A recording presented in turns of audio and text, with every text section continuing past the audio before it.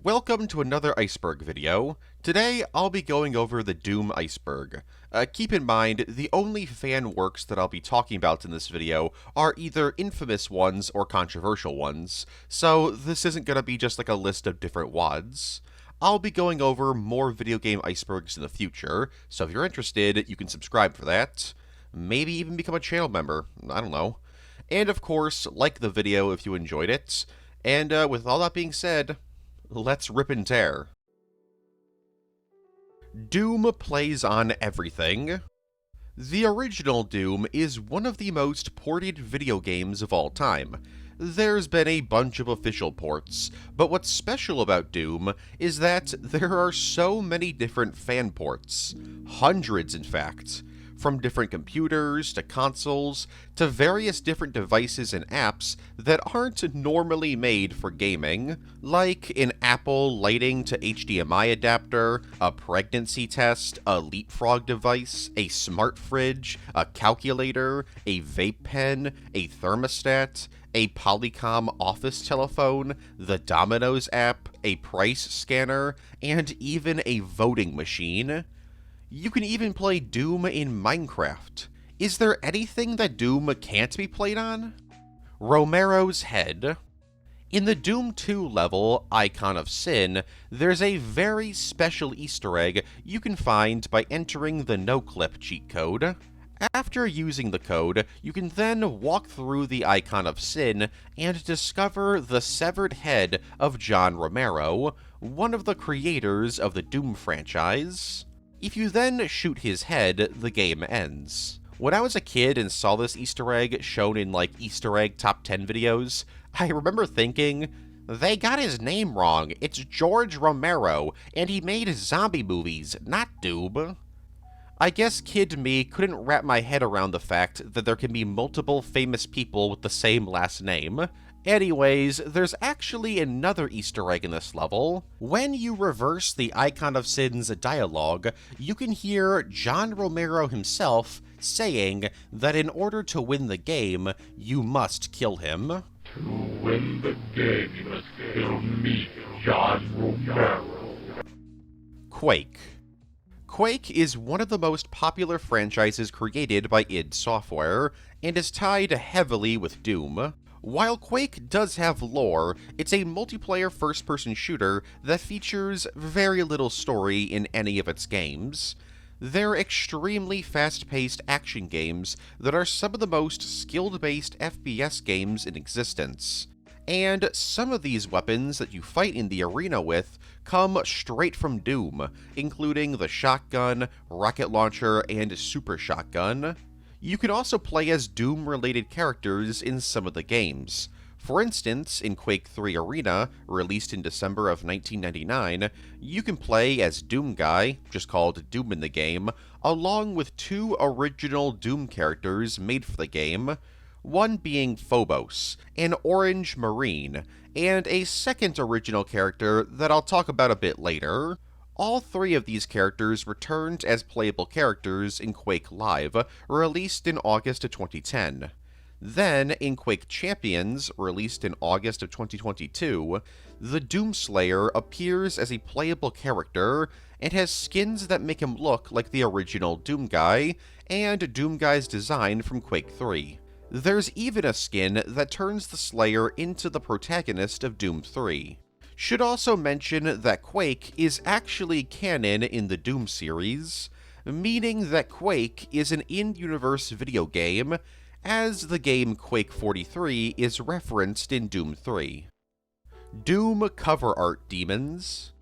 The original Doom cover art is one of the most iconic pieces of art in gaming, but there's something very interesting about the demons that appear on the cover. They're not actually in the game. In fact, they're not in any Doom game outside of Easter eggs. While they may look similar to the Imps or the Barons of Hell, they are very clearly different monsters.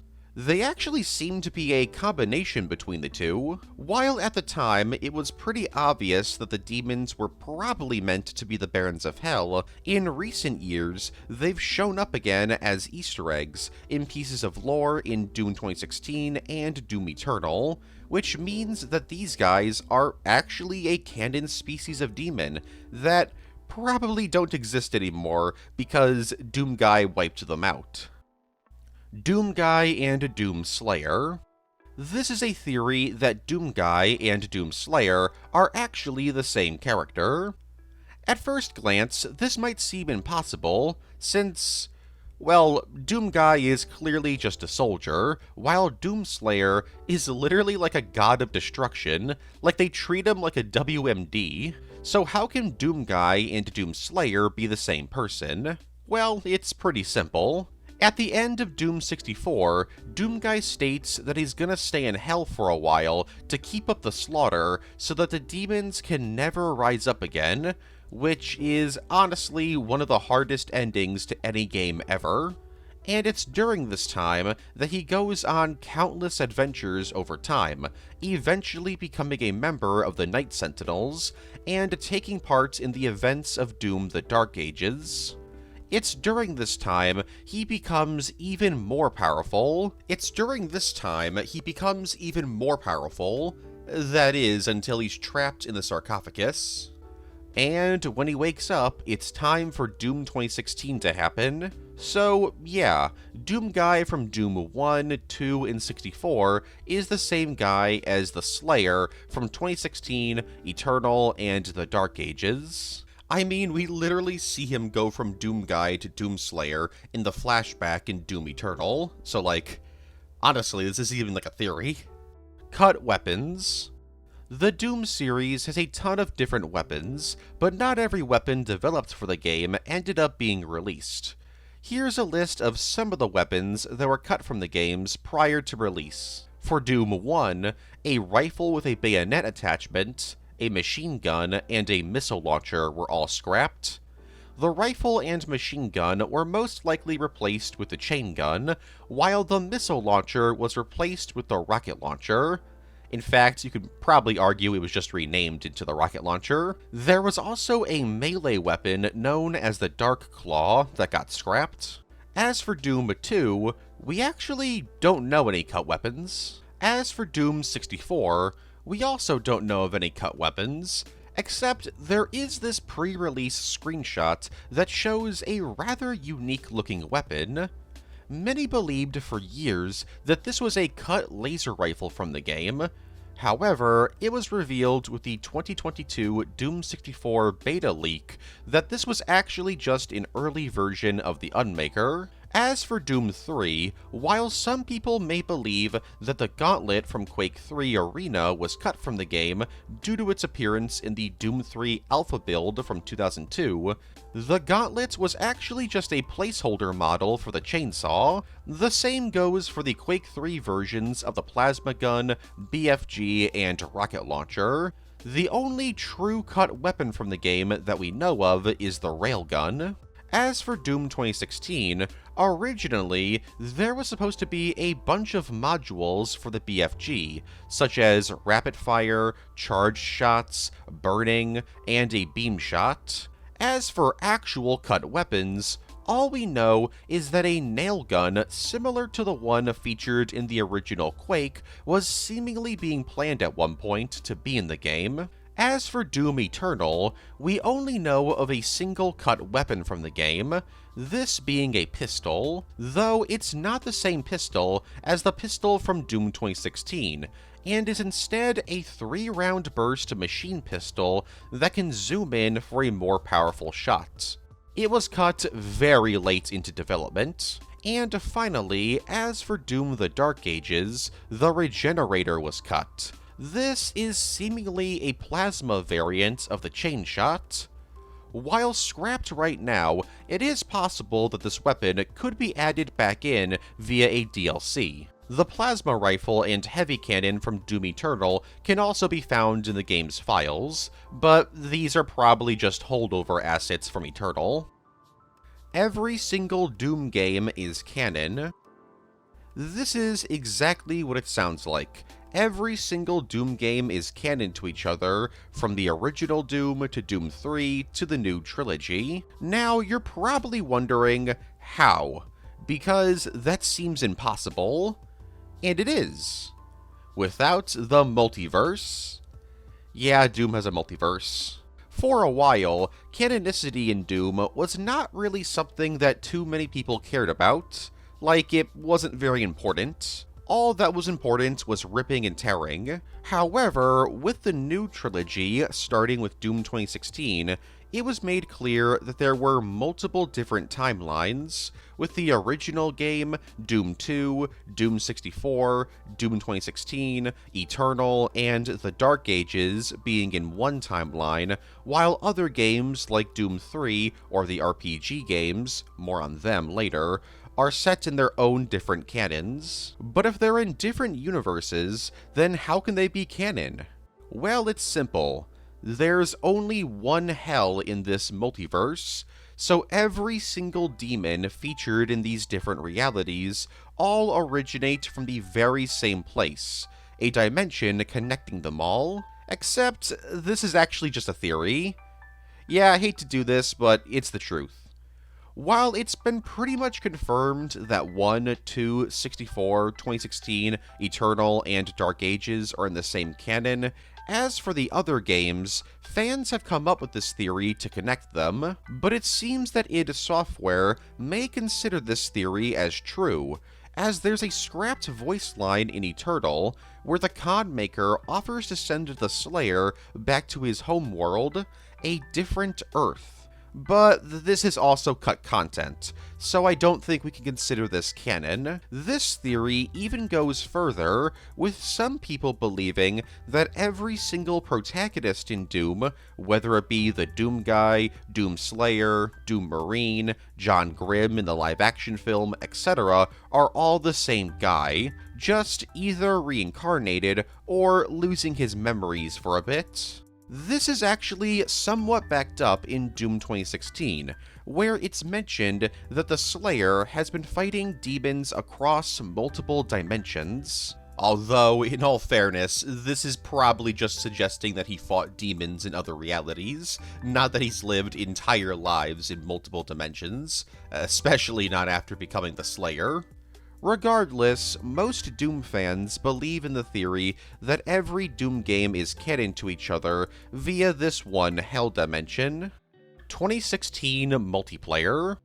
Multiplayer has always been an important aspect of the Doom franchise. While not the main draw, it was usually always there to be a bonus. And when Doom came back in 2016, multiplayer came with it. But this time, there was a lot more effort put into the mode. Instead of your standard deathmatch mode and some co-op features, Doom 2016's multiplayer featured 9 different modes, ranging from deathmatch, capture the flag, domination, king of the hill, to freeze tag. Not only does this game feature the most amount of multiplayer modes, but it also introduced custom classes to the franchise, a feature heavily inspired by Call of Duty. You could now spawn in with any weapon in the game, minus the Gauss Cannon, Chainsaw, and obviously the BFG. Doom 2016's multiplayer also featured a variety of weapons exclusive to the mode, such as the Reaper, a hellish assault rifle that's fueled by lost souls, the EMG Mark V pistol, a human-made energy pistol, the static cannon, an electric beam rifle which batteries are charged by player movement, and the grenade launcher, a grenade launcher, that's actually banned from service in-universe. The mode received 3 different DLCs that added new maps, weapons, and cosmetics, which is pretty cool, but it would have been even cooler for Doom 2016 to have gotten single-player DLC. Although, all of these DLC packs have actually been made free and just patched back into the base game, so that's pretty cool. The game's multiplayer had a very mixed reception at launch because, well, it was very Call of Duty coded. However, in the years since, it's gotten a cult fanbase that really wants id Software to bring it back. The Demonic Trooper. There's been a whole bunch of demons over the years in the Doom franchise. However, no other demon seems to be as infamous as the Demonic Trooper from Doom Eternal, The Ancient Gods Part 2. Their design is based on character models from Doom 2016's multiplayer, and they're armed with a weapon very similar to the Reaper. In fact, I'm pretty sure it is just the Reaper. They're a fun nod to 2016's multiplayer, but gameplay-wise, they're a joke. Like, I'm actually convinced they were added to the game as a joke, as not only do they deal an insanely low amount of damage, but they die almost instantly to pretty much every attack, minus the chainsaw, as they're classified as ambient demons. They're the definition of cannon fodder. The Seam. The Kako demons are arguably the most iconic Doom monster, but with the release of Doom 2016, the Kako demons went from a beloved enemy to, well, an even more beloved enemy. Like with most of the enemies in the game, the Kako demons received a redesign, and this redesign gave them a seam that's on male genitalia. To this day, there's never been an explanation as to why they received such a bizarre design change, though it has been speculated this was done to gross out players, since, it's a demon. Also, the Kako demon is just kind of like a giant ball, so it might just be a joke. Honestly, both explanations are probably true. Duke Nukem 3D. Duke Nukem 3D, and the entire Duke Nukem franchise as a whole, is filled to the brim with pop culture references, and seeing as Doom is one of the most iconic gaming franchises in history, it's no surprise that Doom's been referenced in Duke Nukem. In the Duke Nukem 3D level, Death Row, if you interact with an altar in a church, the cross will open up and reveal a secret room. Inside, there's an enemy, and a dead Space Marine from the Doom series.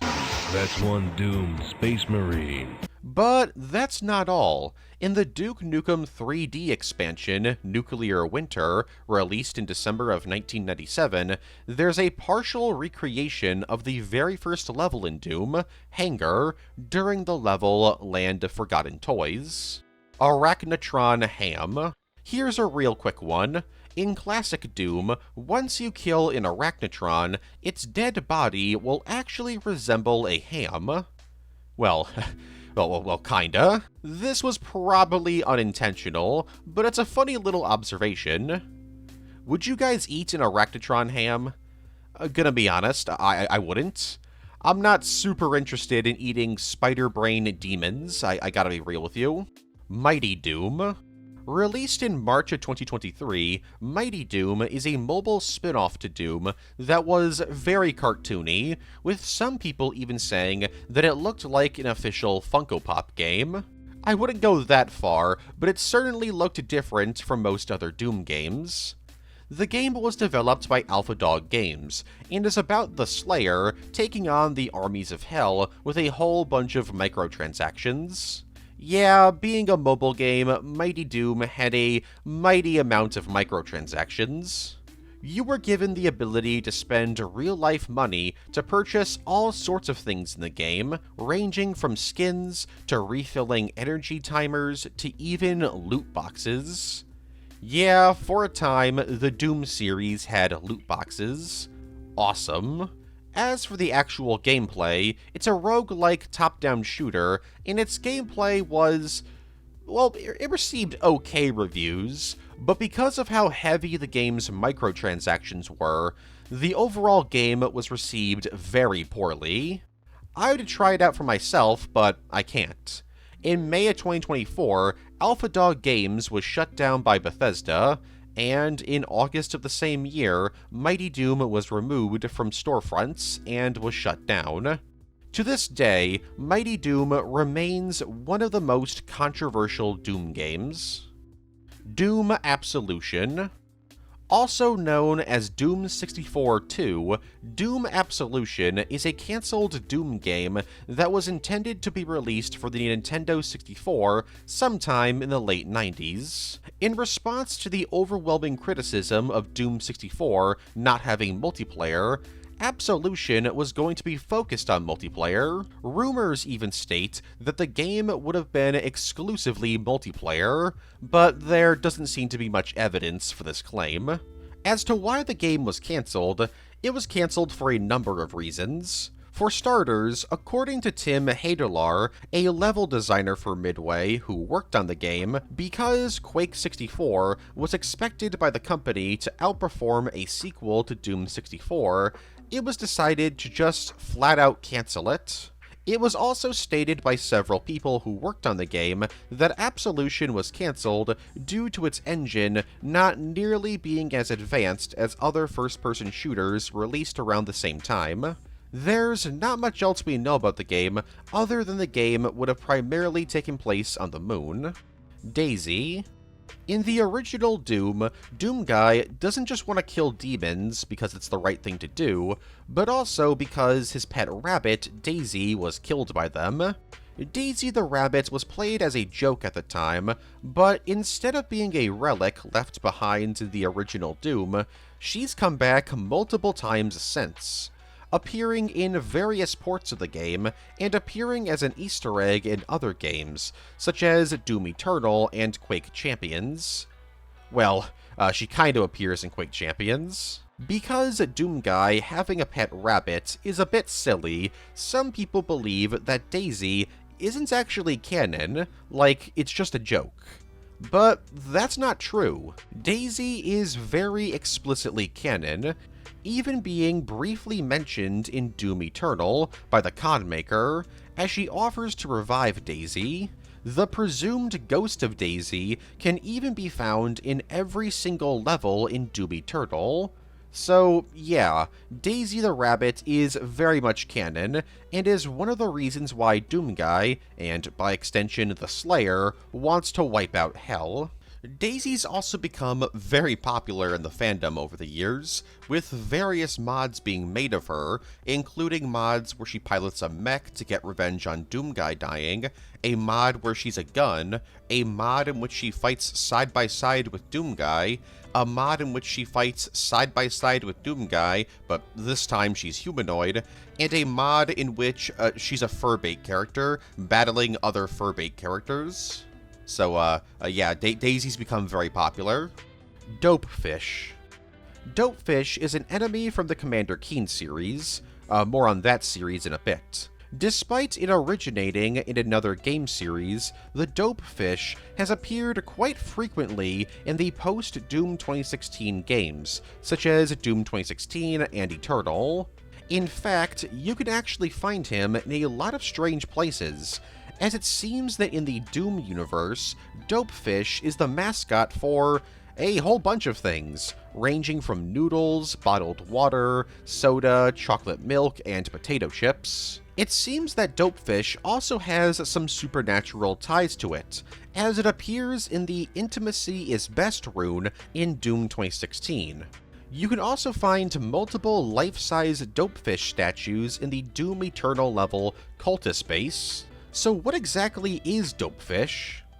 Designed by Tom Hall, one of the creators of Doom and founders of id Software, the Dopefish is a goofy fish-like enemy that's canonically the second stupidest creature in the universe. Because of this, Dopefish has been referenced in various other games over the years, with the recent Doom games being some of the more famous examples.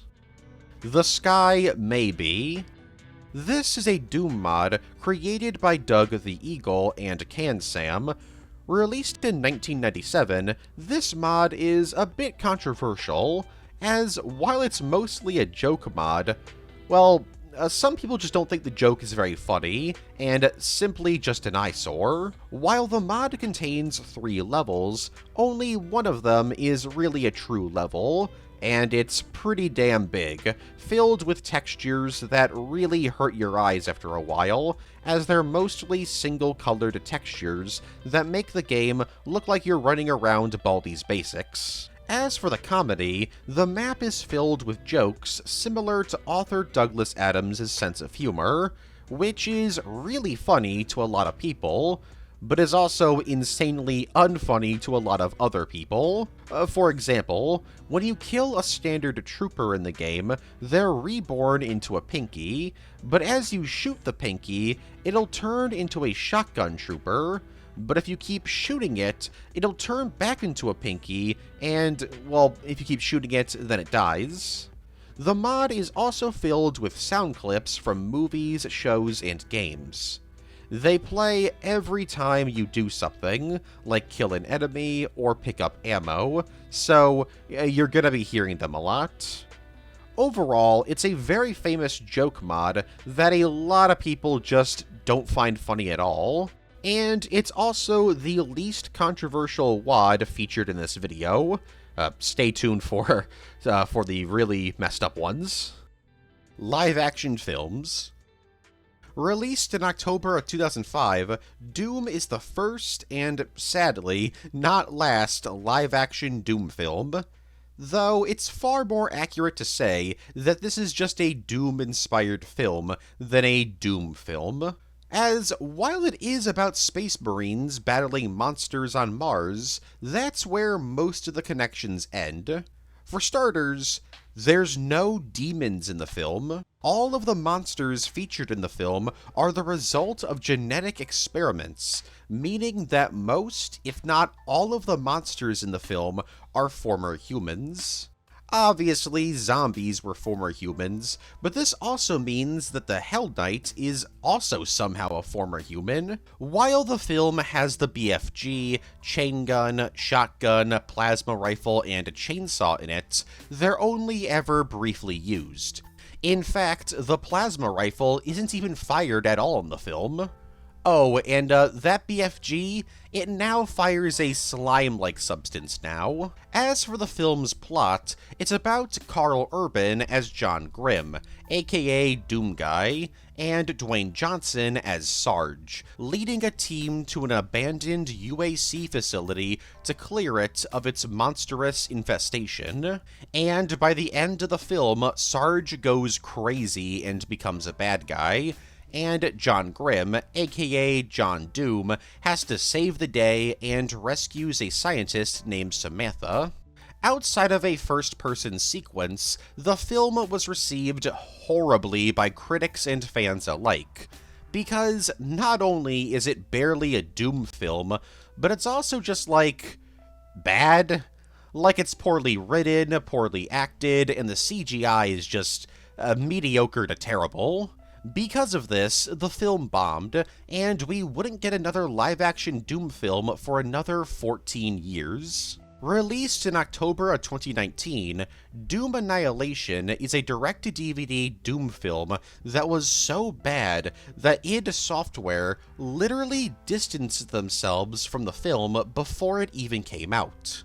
Being a reboot, the film follows a new group of characters as they battle monsters at a UAC base.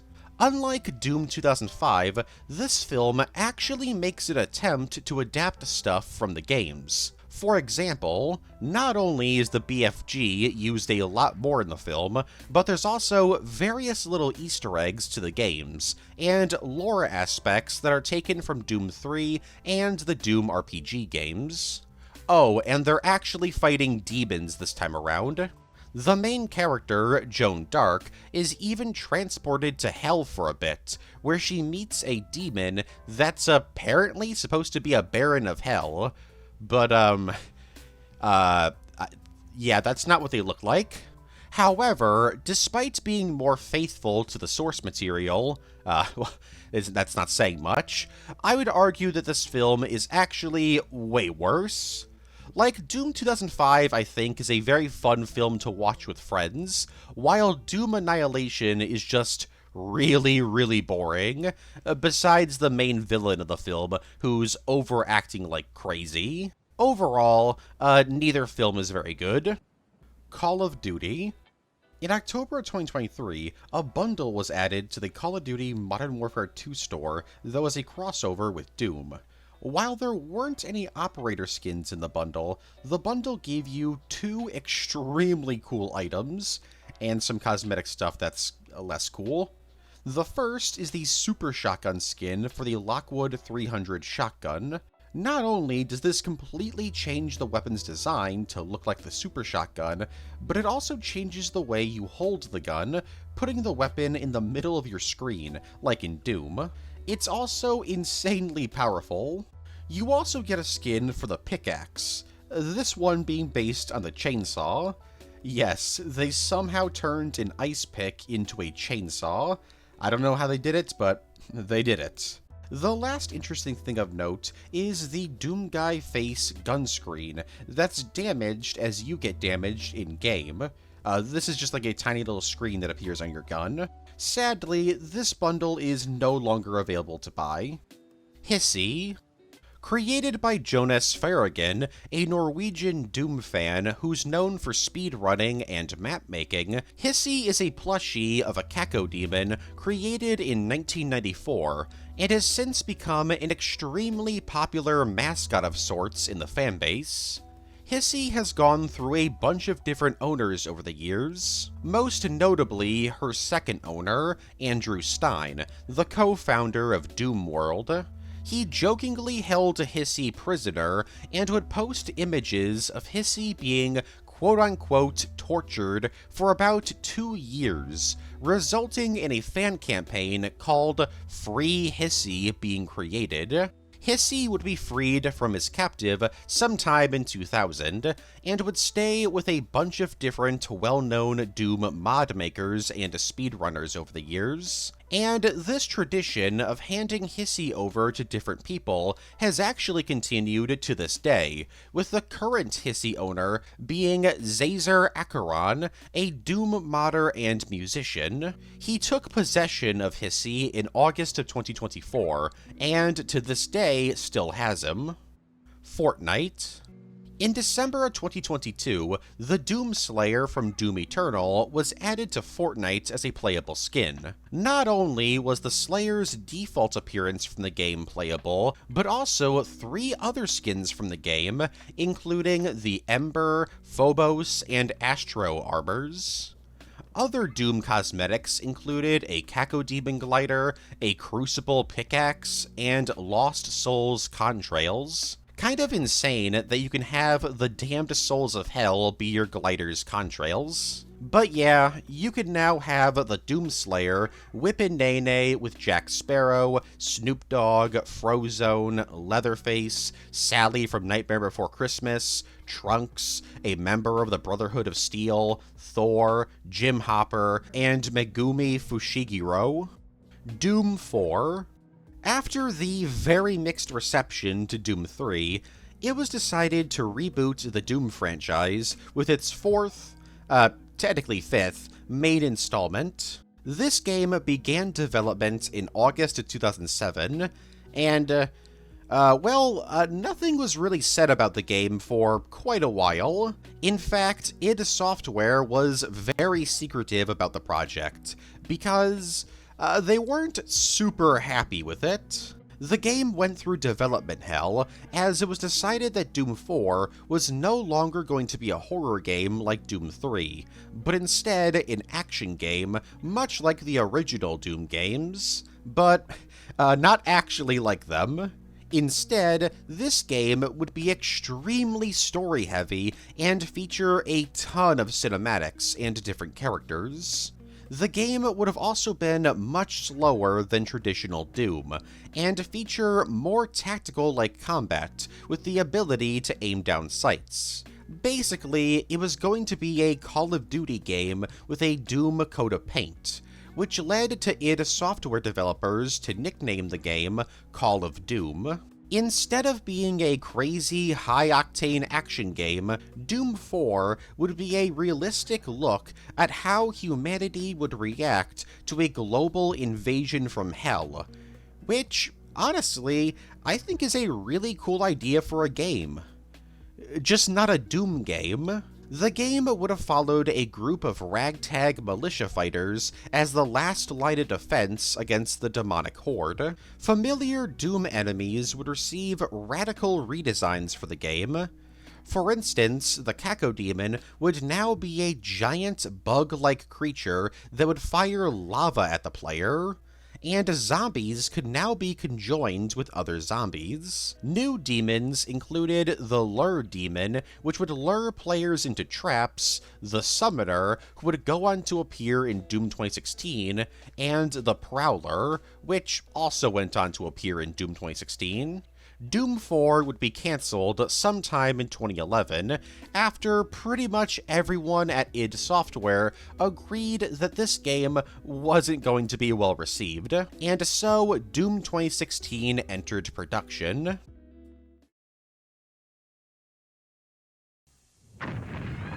When you want to play the hottest, fastest, most advanced fighting game ever, forget everything else and play Doom 2 on your PC.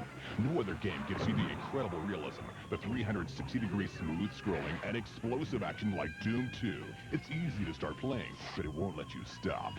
Doom 2, it will consume you. Play solo against a computer, against a buddy by modem, or online in an awesome 4-way deathmatch. Doom 2, playing in a PC software store near you. Dragon in the Ancient Gods. Originally, the final boss against the Dark Lord in Ancient Gods Part 2 was going to be extremely different. The original plan had the Dark One abandon his power armor midway through the fight and transform into a dragon, like he's Transmetal Megatron, and so the Slayer would have to battle this dragon devil. This would have happened if not for two reasons. The first is that this DLC was being made during the pandemic, and because of issues caused by the pandemic, id Software realized that they were going to need a lot more time to finish it. And since Bethesda was like, hey, you got a year to drop these DLCs, no delays, they had to cut the dragon parts of the fight. Are Wolfenstein, Commander Keen, and Doom set in the same continuity? The Wolfenstein and Commander Keen franchises are two other popular IPs made by id Software. Wolfenstein is a first-person shooter franchise about taking out the Axis powers, while Commander Keen is about a boy genius battling aliens. At first glance, these games have nothing in common with Doom, outside of being action games. However, there's actually a lot of evidence to suggest that Wolfenstein and Commander Keen take place in the same multiverse as Doom. For Wolfenstein, in Wolfenstein RPG, released in September of 2008, it's implied that Doomguy is the descendant of B.J. Blazkowicz, the protagonist of the Wolfenstein series. In the game, B.J. even battles a demon known as the Harbinger of Doom, and while he's unable to kill it, he does destroy one of its arms and one of its legs. This demon is very clearly a cyber demon. In fact, this is even followed up on in Doom 2 RPG, as Doomguy's name is revealed to be Stan Blazkowicz. So at the very least, the Wolfenstein RPG is set in the Doom RPG side of the Doom multiverse. As for the secret Wolfenstein level in Doom 2, that's probably not canon. But what about Commander Keen? Well, according to Tom Hall, one of the creators behind all three franchises, Commander Keen is the grandson of BJ, so that makes Doomguy his descendant as well. This gets a little bit weird though, as in a secret level in Doom 2, you can find 4 Commander Keens hung up, and you have to destroy each body in order to beat the level. And in Doom 2016, you can find Commander Keen's skull on a spike. While these are more than likely just non-canon Easter eggs, it is possible that these are actually Commander Keens from parallel universes, and not the main one. Perhaps he's being targeted Terminator style to prevent the Doomslayer from being born. With Wolfenstein Youngblood ending with BJ discovering the multiverse, it wouldn't surprise me if the theory that they're all set in the same multiverse is further explored in the future.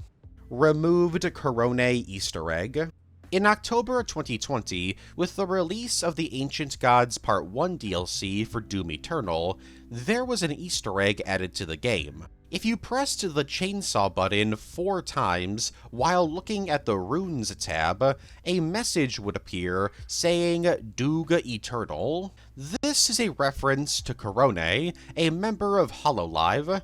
In fact, one of my many favorite members of Hololive. The Easter egg was added because she streamed multiple Doom games, including Doom 2016, in which clips of her getting excited over the BFG, chainsaw, and other weapons went viral, though this Easter egg would be removed from the game only 3 days after it was added. It's never been stated as to why it was removed, although if I had to guess, it may have been a legal thing with Hololive. Scrapped Bruiser Jump Scare. There was a scrapped gameplay feature in Doom 3 that was pretty interesting. The Bruiser is an enemy featured in Doom 3's DLCs, Resurrection of Evil and The Lost Mission, and are notable for their computer-shaped mouth. This was actually going to be a gameplay feature in the DLC. You would stumble upon a normal-looking computer, and when you tried to use it, the computer would turn into a bruiser and jump scare the player, and then attack you. Similar to the mimics in COD Zombies. It's a really fun idea for an enemy, but this idea was cut pretty early in development. The Bikini Bottom Massacre. Released in February of 2022, the Bikini Bottom Massacre is a Doom 2 mod created by Contrast Saturation that's about Squidward from SpongeBob SquarePants going on a rampage across Bikini Bottom in 13 different levels, battling jellyfish, the police, and... wait a second.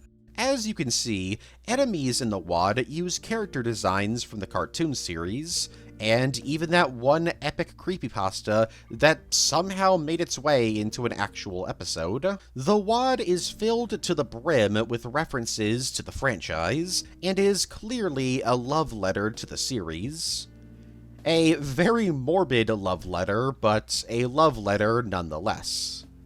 It was actually very popular when it dropped, which is why I'm talking about it, as this popularity led to some trouble. In March 2022, not even a full month after its release, Viacom ordered for the WOD to be removed from ModDB. Luckily, you can still get the mod via other sites, but yeah, Viacom wasn't exactly happy about a mod that allowed Squidward to annihilate everybody in Bikini Bottom. Cerberus. With how iconic Hellhounds are in media, it's actually kinda crazy that there hasn't been a Hellhound in Doom. Well, there was, but it was in a spin-off, so I'll talk about it in just a little bit. Oh, and I guess there's also those ghost doggies from Doom Eternal, but they're not actually Hellhounds. But a Hellhound was being developed as an enemy for a mainline Doom game. The Cerberus, also known as the Hellhound, was an enemy that was being designed for Doom 64. With a name like Cerberus, you'd expect this canine to have 3 heads, but no, it only had 2. Designed by Rex Kataraha, it's unknown why the Cerberus was cut from the game, though it has been speculated that they were cut due to cartridge space limitations. Luckily, concept art and even a sculpture of the Cerberus was created, so we know what it would have looked like. I suck at making maps. In Doom 64, you can find the message, "I suck at making maps," written on various walls in multiple levels. You can also find a variant of the message, "I suck at making scripts," on several levels as well. You can normally find these messages by no-clipping through walls. You're not actually supposed to see these messages, so they weren't an intentional Easter egg. These textures were put into the game as placeholder textures. However, due to glitches, these messages can still occasionally be found. Spencer. So Samuel Hayden quickly became a fan-favorite character when he was introduced in Doom 2016. I mean, he's a big robot with a cool voice and love handles. What else do you need? This is literally peak character design. But originally, Samuel Hayden was going to be way less cool. As revealed at QuakeCon 2016, Samuel Hayden was originally supposed to be a human named Spencer, and instead of being this menacing presence, he was going to be more of a comedy character and would have served as the Slayer's assistant, looking over the facility and talking to him constantly about where to go and what to do. Spencer was scrapped and replaced with Samuel Hayden, mainly because id Software wanted a more show-don't-tell approach to the story, and if this dude was yapping in your ear 24/7, it would be kinda hard to do that. Super Smash Bros. While many people want Doom Guy or Doom Slayer to appear in Super Smash Bros., it doesn't seem like he'll ever be added as a full-on fighter. However, in October 2021, a skin for the Mii Gunner in Super Smash Bros. Ultimate was released, designed after the Slayer. Although, funny enough, while the armor is very clearly based on his appearance in Doom Eternal, he's equipped with the pistol from Doom 2016, a weapon that isn't in Eternal at all. But thanks to this appearance, he can finally hang out with his friend Isabelle, or, fight her to the death. Crash. Crash is a popular Doom character that has never actually appeared in a Doom game. Introduced in Quake 3 Arena and returning in Quake Live, Crash is the final of Quake's Doom characters and is easily the most unique, as instead of just being Doom Guy but orange, Crash is, well, Doom Guy but a girl.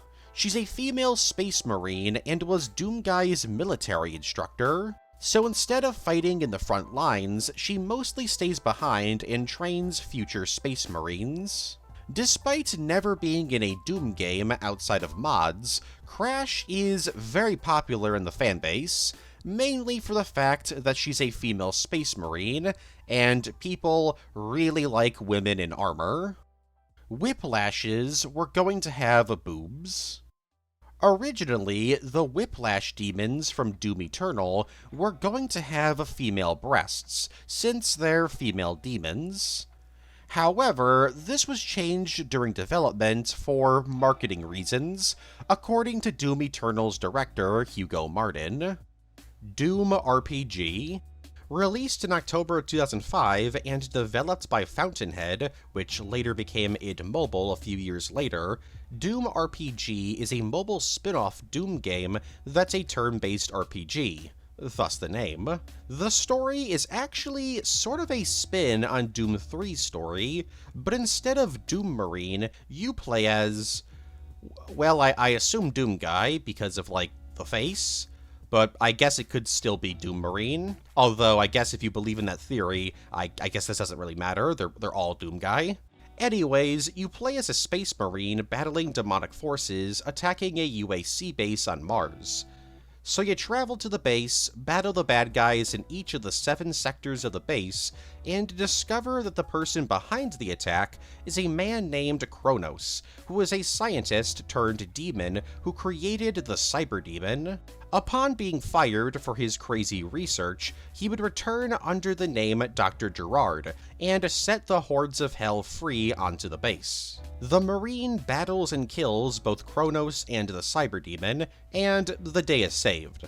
The game featured most of Doom's weapon arsenal, excluding the chainsaw and fists. Instead, you have an axe and a fire extinguisher, which, now that I think about it, something made to put out fire would probably be somewhat effective in taking out certain demons. Probably the craziest addition to the game is the dog collar. This item allows you to capture a hellhound and use it as your own attack dog, or personal shield. In November of 2009, a sequel to Doom RPG titled Doom 2 RPG was released.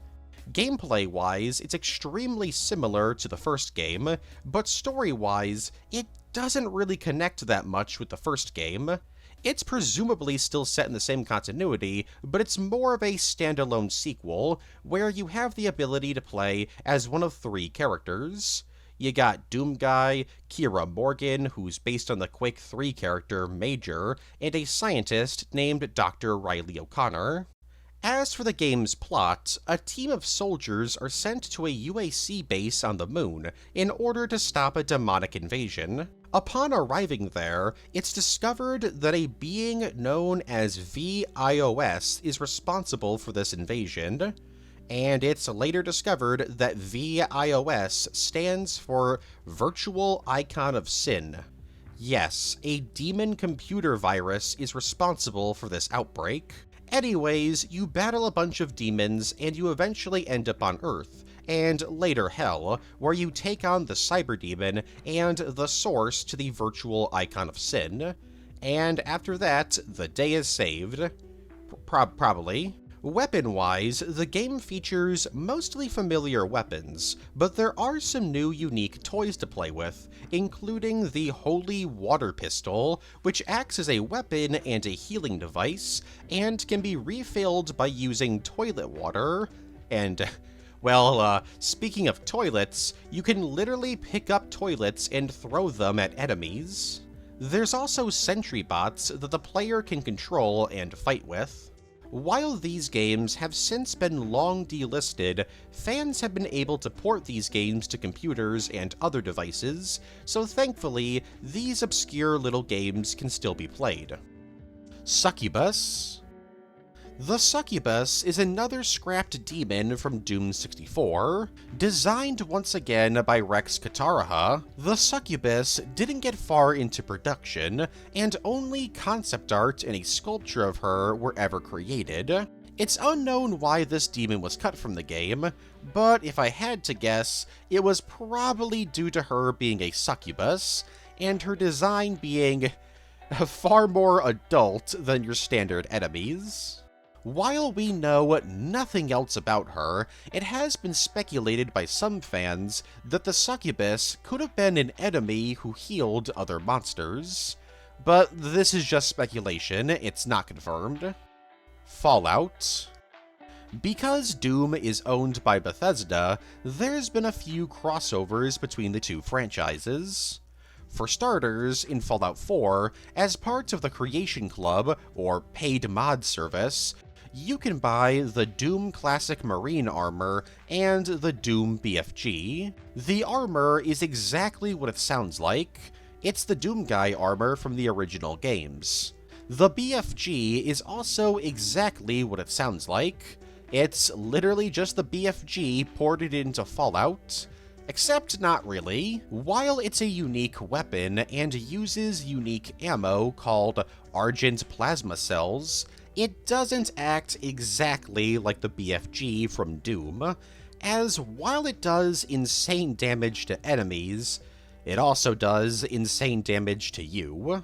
In September of 2020, the Doomslayer was added to the game Fallout Shelter and could join players' vaults. Not only that, but several demons from the Doom franchise were also added to the game as enemies that your vault dwellers would have to fight. But this was a limited time event, so none of this stuff is still in the game. Invasion mode. Demon Invasion, or Invasion Mode, was a mode that was announced to be part of Doom Eternal. The idea behind the mode is that if you had the mode setting on, when playing the campaign, you would occasionally get your level hijacked by another player who takes control of a demon and then tries to kill you. This mode would have been similar to the online hacking mechanic from the Watch Dogs franchise. Fans were excited for this mode because, it sounds like it could be a lot of chaotic fun. But it was then announced in October of 2019 that the mode was being delayed and would be released as free DLC. Almost 2 years would go by without a word on its release, before it was finally announced in July of 2021 that the mode was cancelled due to complications caused by the pandemic. Though fans would still get new content for the game, as all of the resources used to create Invasion were used to create the Horde mode, which dropped in October of 2021. Mick Gordon controversy.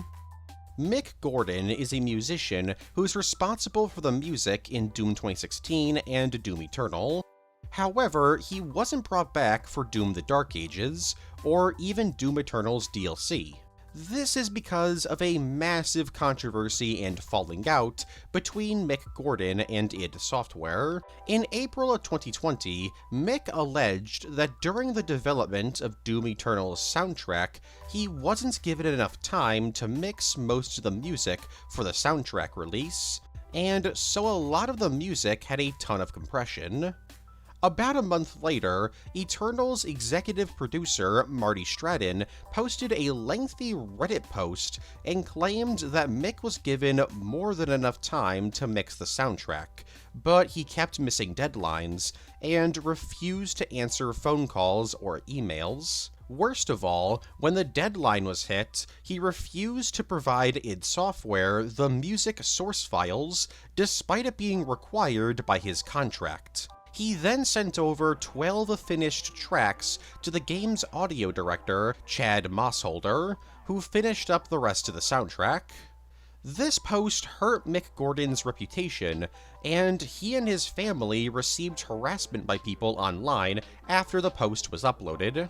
But then, in November of 2022, Mick Gordon responded to Stratton's post with an extremely lengthy rebuttal and actually used screenshots of emails, Skype conversations, and contracts in order to debunk his post, and revealed that he was mistreated by id Software higher-ups throughout the game's development, forcing him to work 18 to 20 hours a day, and worst of all, he wasn't paid for his work for 11 entire months. A few days later, Bethesda would make a public statement about the situation and sided with Stratton and id Software. Despite this, most people in the Doom fanbase side with Mick, as there's far more evidence proving his side of the story. Soundtrack Easter eggs. The soundtrack to the Doom franchise is arguably just as important as the gameplay itself, and during the development of Doom 2016 and Doom Eternal, Mick Gordon decided to have a little bit of fun and placed some Easter eggs in the music. In Doom 2016, there were 5 Easter eggs left in the music. These are an image of John Romero's head appearing in the song Skull Hacker when it's placed into a spectrograph, images of the number 666 and other demonic imagery show up when the song Cyberdemon is placed into a spectrograph. If you reverse a part of the song for Doom, you'll hear Jesus Loves You, and if you increase the pitch at a point in the song Authorization Olivia Pierce, you can hear Olivia Pierce say, "You could not have saved them anyway." You can also see the number 36 if you place the song into a spectrograph. This continued into Doom Eternal, where in the track Main Theme, if you take the screams at the end of the song and switch them to mono in an audio software, you'll hear the song Sweet Little Dead Bunny from the original Doom game. The creepy moving wall. This is a real quick, yet disturbing entry. In the first Doom game, there's a scrolling texture that traumatized a whole bunch of people the first time they played the game. It can be found in the level Deimos Lab. While not explained in the game, it's very obvious that this blob of faces merged together is the result of the souls of the Dam being combined. Kinda looks like the Colonials from All Tomorrows. Just one of the worst things ever thought of. Cancelled 90s Doom film. In 1994, Universal purchased the rights to make a live-action Doom film. Despite this, id Software were in total control over the film's script, and so a live-action Doom film that would actually look like a Doom film went into development. But this version of the film would never come out. The film quickly entered development hell, and after Universal lost the rights to a Doom film, and then rebought the rights, it would eventually morph into the 2005 film that we got. Almost nothing is known about the original incarnation of the film outside of some of the monsters that were planned for the film, such as the Baron of Hell, the Mancubus, the Spider Mastermind, the Pinky, and the Cyber Demon. We also know that some of these monsters would have been portrayed by animatronics, and were being designed by Vincent Guastini, and Ivan Reitman would have produced the film. Finally, it's rumored that Arnold Schwarzenegger was being considered to star in the film as Doom Guy. The Doom 3 Coffin. In Doom 3, you can find an enormous coffin for somebody known as the Hero. He's an ancient Martian who is able to trap the demons back in Hell, but at the cost of his own life. You can see what he looked like on a mural, and you've probably noticed that this guy looks a lot like Doom Guy. This coffin is actually an Easter egg referencing the original 3 Doom games, 1, 2, and 64. But in universe, the Hero is not actually Doom Guy, as it's mentioned in the game that he's a Martian, and this happened centuries prior to the events of Doom 3. And since Doom 3 takes place in the 2100s, this can't be Doom Guy. However, with the release of Doom 2016, this coffin gets a lot more interesting, as the game literally starts with the Slayer in a sarcophagus. Granted, it looks completely different from the coffin in Doom 3, but the fact that the Hero was put into a big coffin like the Slayer could imply that he was this universe's version of the Doom Guy, not the Doom Marine. In fact, the Hero could actually be the Doom Slayer, so mostly everyone agrees that Doom 3 takes place in its own branch in the Doom multiverse. Well, what if after the events of Doom the Dark Ages, the Slayer travels to Mars to stop the demons, and is then put into a coffin, and then centuries later, Doom 3 happens, meaning that the Dark Ages in Doom 3 take place in the same reality, and sometime after the events of Doom 3, the Slayer wakes up, goes to town on some demons, and eventually ends up in the sarcophagus featured in Doom 2016. It's a long shot, but this is a theory that some fans are subscribed to. Mordith Episode 2. Released in February of 1997, Mordith is a mod for Doom 2, and was very well received. It's a more fantasy-inspired Doom mod, in which Doom Guy battles the forces of Hell and some spooky fantasy creatures, like dragons, gargoyles, and the Chain Gunner. You know, the classic fantasy foe of a dude with a minigun.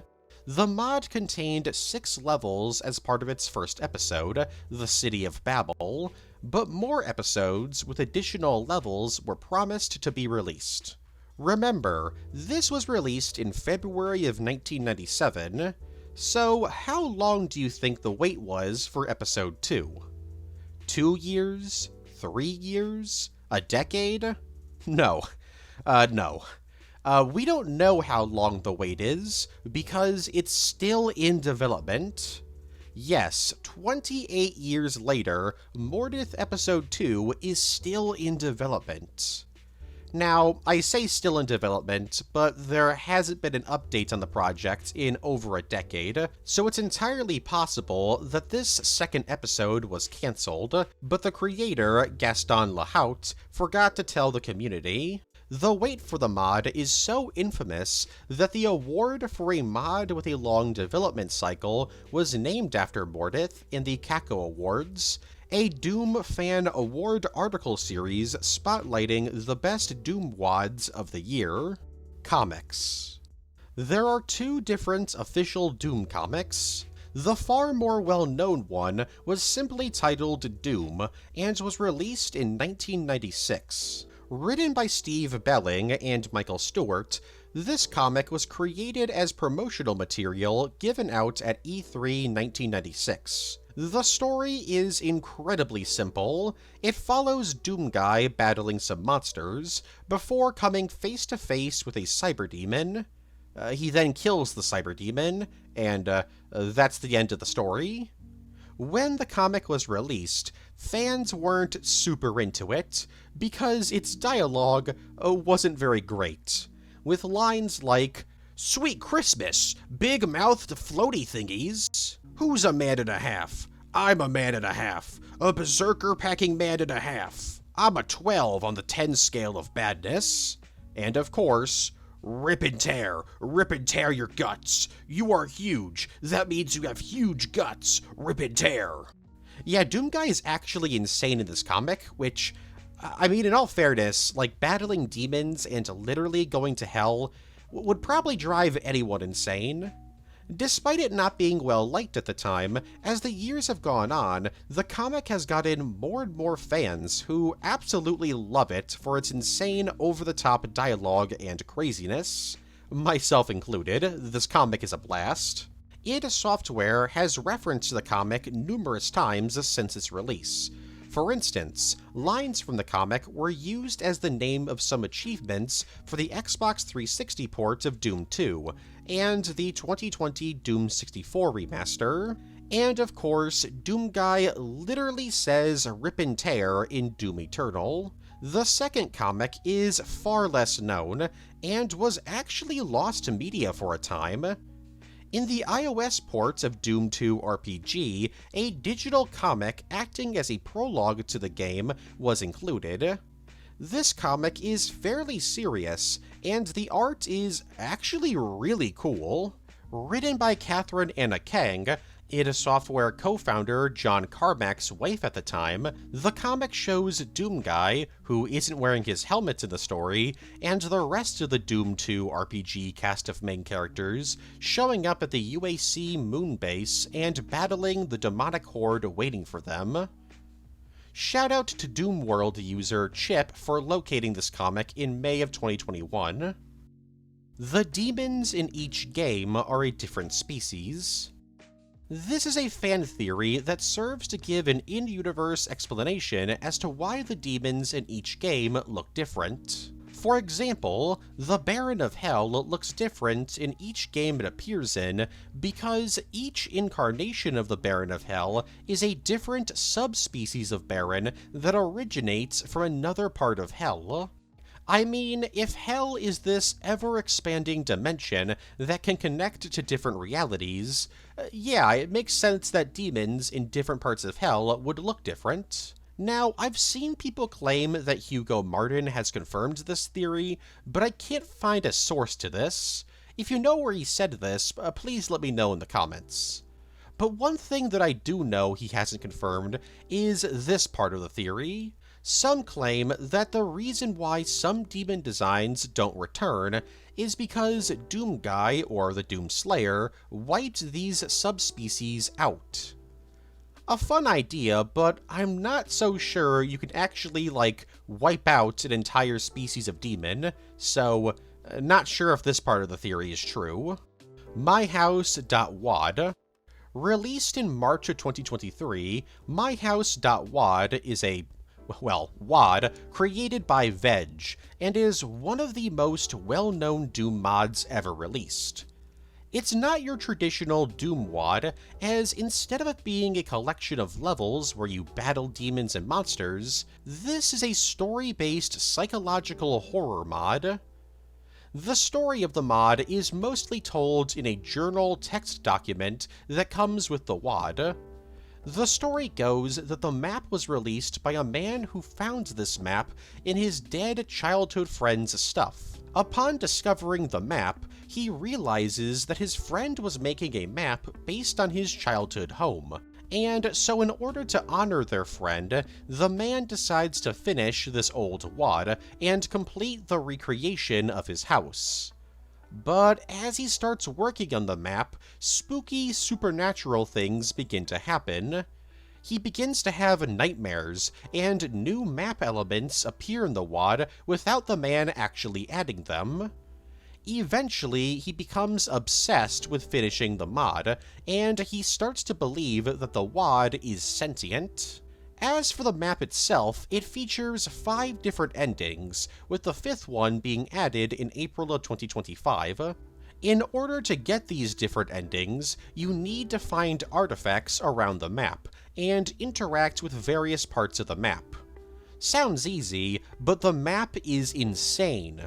Doors lead to random places, and new locations just spawn into reality at points. The map was heavily inspired by the novel House of Leaves, released in March of 2000, a book that's very well known for its multi-layered story, and is probably way too smart for me.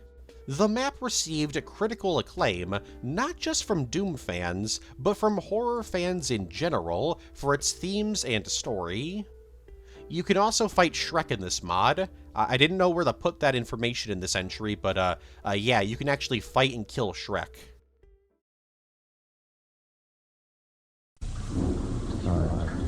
Kraus. Shit. Everyone's gone but me. Am I alone? Or am I dead? I hate this place.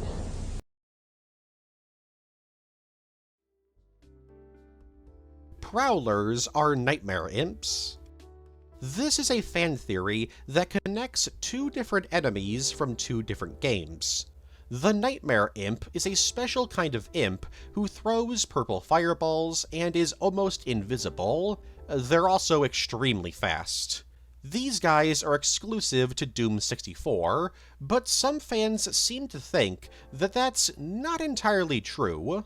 Which I mean, they're technically right, because the Nightmare Imp Stalkers are in Doom the Dark Ages, but that's not what this entry is referring to. While the Prowler shows up in Doom 2016's multiplayer, it makes its proper entrance into the series in Doom Eternal. Because its color scheme is similar to the Nightmare Imp, the fact that it also throws purple fireballs, and its status as a special kind of imp, many people believe that the Prowler is actually an evolved form of the Nightmare Imp.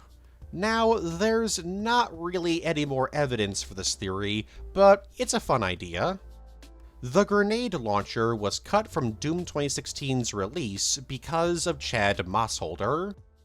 Remember that grenade launcher from Doom 2016's multiplayer that I mentioned earlier? Well, it was added to the game with a 3rd and final DLC pack for Doom 2016, called Bloodfall, but it was originally supposed to be in the base game. Although, I guess it now is in the base game because all the DLC got patched into it. Whatever, you know what I mean. One of the major reasons as to why it was cut from the launch of the game was because of Doom 2016's sound designer, Chad Mossholder. During the multiplayer playtests, he was using it so much and getting so many kills with it, one of the game's producers got so mad that he told the developers to cut it from the game because he claimed it wasn't balanced, to which Mossholder said, "No, dude, you just suck." But this producer got his way, and so the grenade launcher had to wait until DLC 3. So yeah, if Chad Mossholder wasn't so good with the grenade launcher, it would have been in the game at launch. Imp Encounter. So I understand that there's a lot of people who like monster girls, or just like monsters in general, but like, did you know that there's a lot of people who really like the imps from Doom?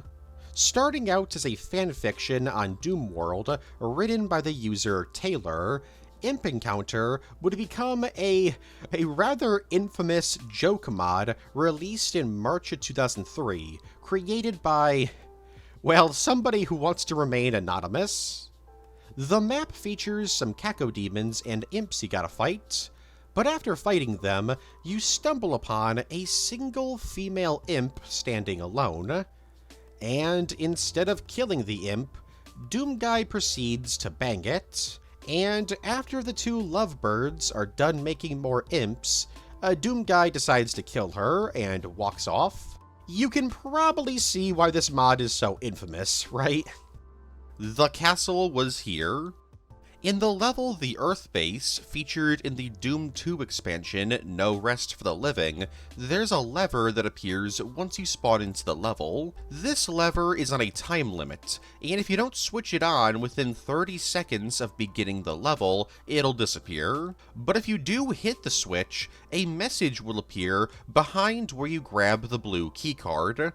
On the floor and ceiling behind you, the message, "The castle was here," will be displayed. This is a reference to Russell Maykrs, aka The Castle, a level designer who worked on the expansion.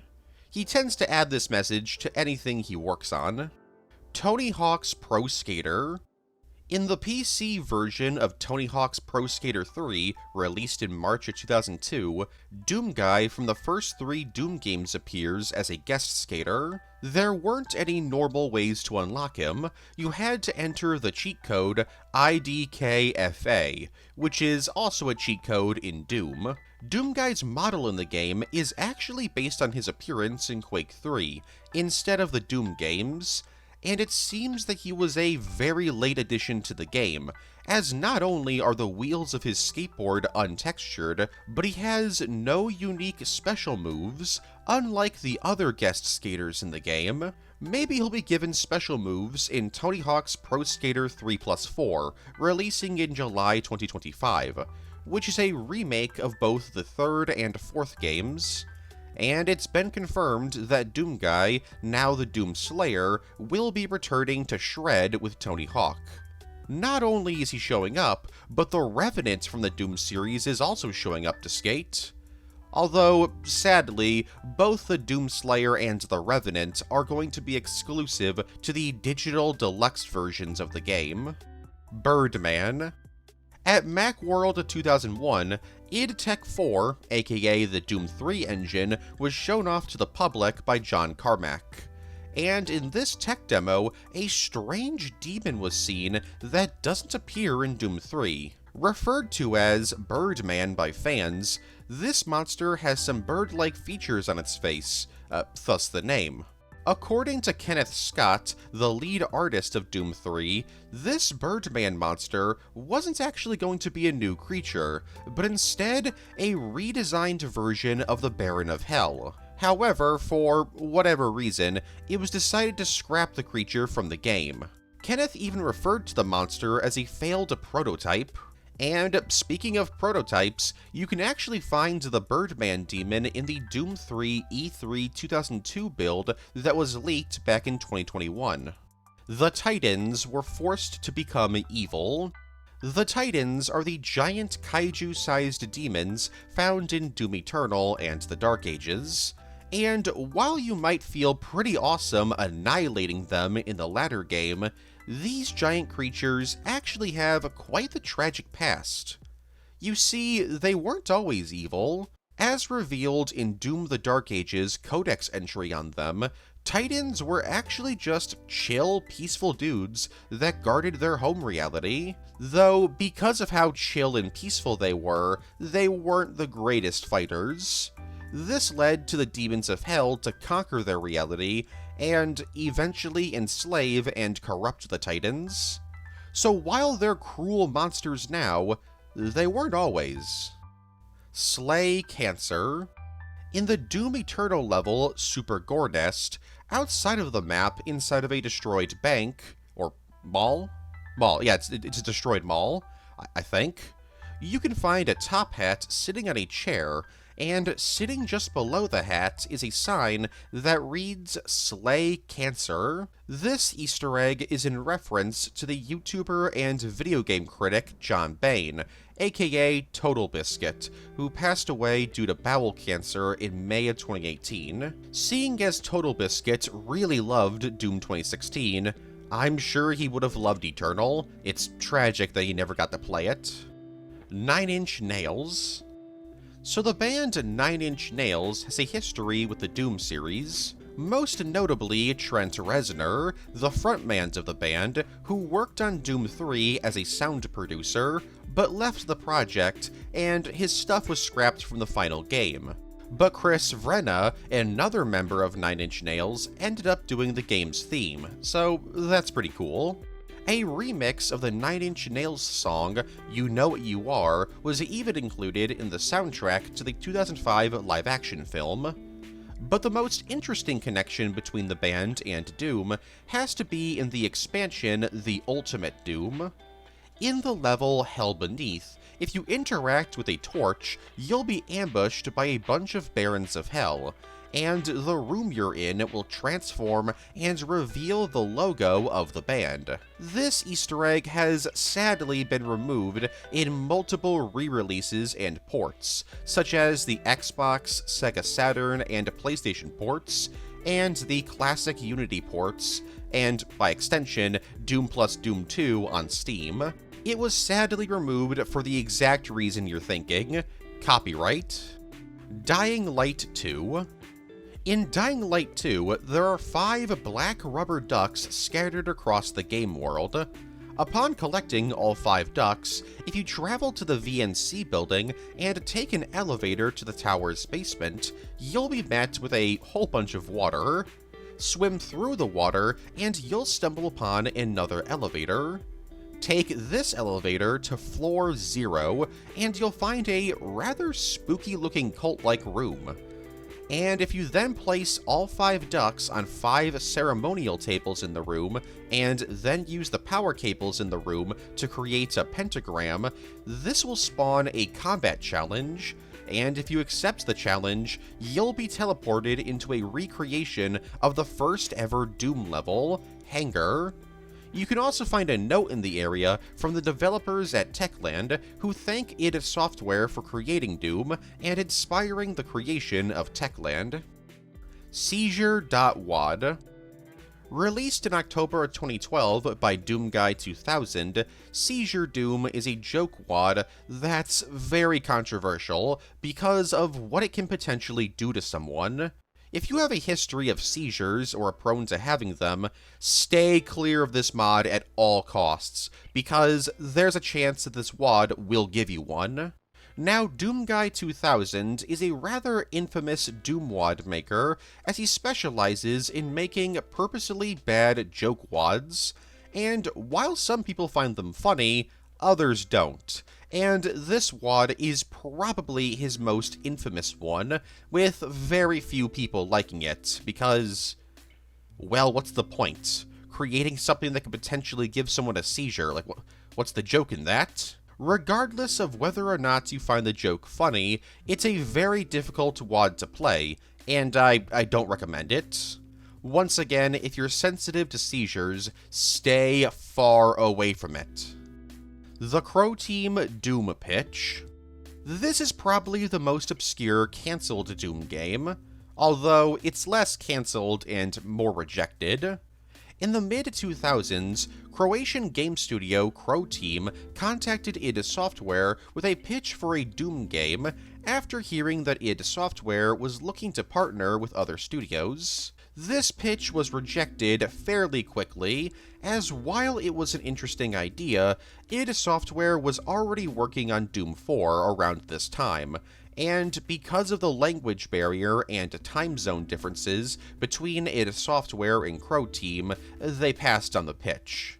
Now, those in the boomer shooter fandom probably perked up when they heard Crow Team. That's because they're most well known for the Serious Sam franchise, and Serious Sam 3 BFE actually features remnants from this pitch, with enemies and environmental assets created for the pitch being used in the game. It's why the Scrapjack enemy in the game looks so similar to the Mancubus. Sadly, we don't know too much else about this rejected pitch. Randy Linden hearts Jody Harvey. In the SNES version of the original Doom, if you look at the bottom of the Knee Deep in the Dead sky texture via looking into the game's files or using cheats to get outside of the map, you can find a message reading, "Randy Linden loves Jody Harvey." There's even a line of text in the game's files reading, "Special thanks to my loving wife, Jody Harvey." Randy Linden, aka Randall Linden, was one of the developers behind the SNES port of Doom, and, well, I mean, I already said it, but Jody Harvey is his wife. Swastika. In the Doom 1 level, Command Control, there's an Easter egg in which you can find a swastika. This was in reference to Wolfenstein 3D, which had just come out. However, not everyone was cool with this Easter egg, and in future releases of Doom, this Easter egg was removed. In fact, this was actually a decision made by John Romero, who said that a World War II veteran asking them to remove it was the final straw that made them actually remove it. Cheat codes in other games. Released in December of 1994 and developed by Raven Software and published by id Software, Heretic is a first-person shooter game that uses the Doom engine, but instead of being sci-fi horror, it's a fantasy game, because some of the people who worked on the game also worked on Doom, and it was published by id Software. There's a Doom-related Easter egg in the game. If you try and use cheat codes from Doom 1 and 2 in Heretic, you'll be punished. For example, if you use the cheat code IDDQD, which in Doom gives you invincibility, in Heretic, you'll be killed instantly after a message pops up saying, "Trying to cheat? Now you die." Then, if players try to use the code IDKFA, which in Doom gives the player all of the game's weapons and keys, in Heretic, all of your weapons will be removed, besides the staff, and you'll be given the message, "Cheater, you don't deserve weapons." Doom Resurrection. Released in June 2009 and developed by Escalation Studios, Doom Resurrection is one of the more obscure Doom games. Released exclusively on iOS devices, the game is a spin-off to Doom 3, and has you playing as an unnamed space marine battling demons on Mars. He's actually part of Bravo Team, that group of marines that gets annihilated in Doom 3, with only a single survivor. Well, that was until the Lost Mission DLC, in which another survivor got revealed, and, well, I guess now another survivor with Resurrection.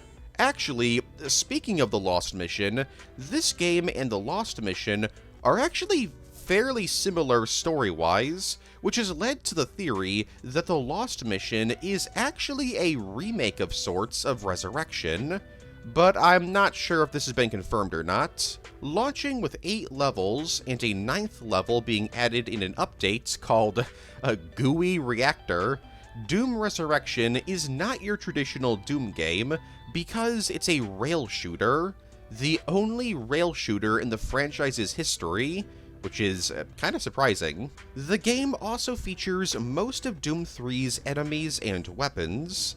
In fact, these enemies and weapons are pretty much ripped directly from Doom 3. Resurrection has since been delisted, which makes it extremely difficult to play, probably making it the most difficult Doom game to play in 2025. The Blob.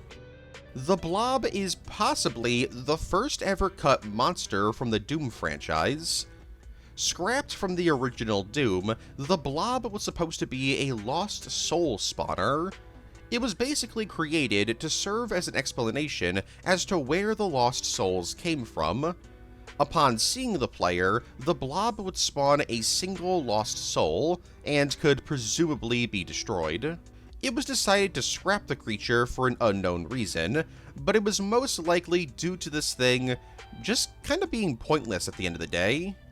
Its design would later be reused in Doom 2 as part of the Pain Elemental's mouth.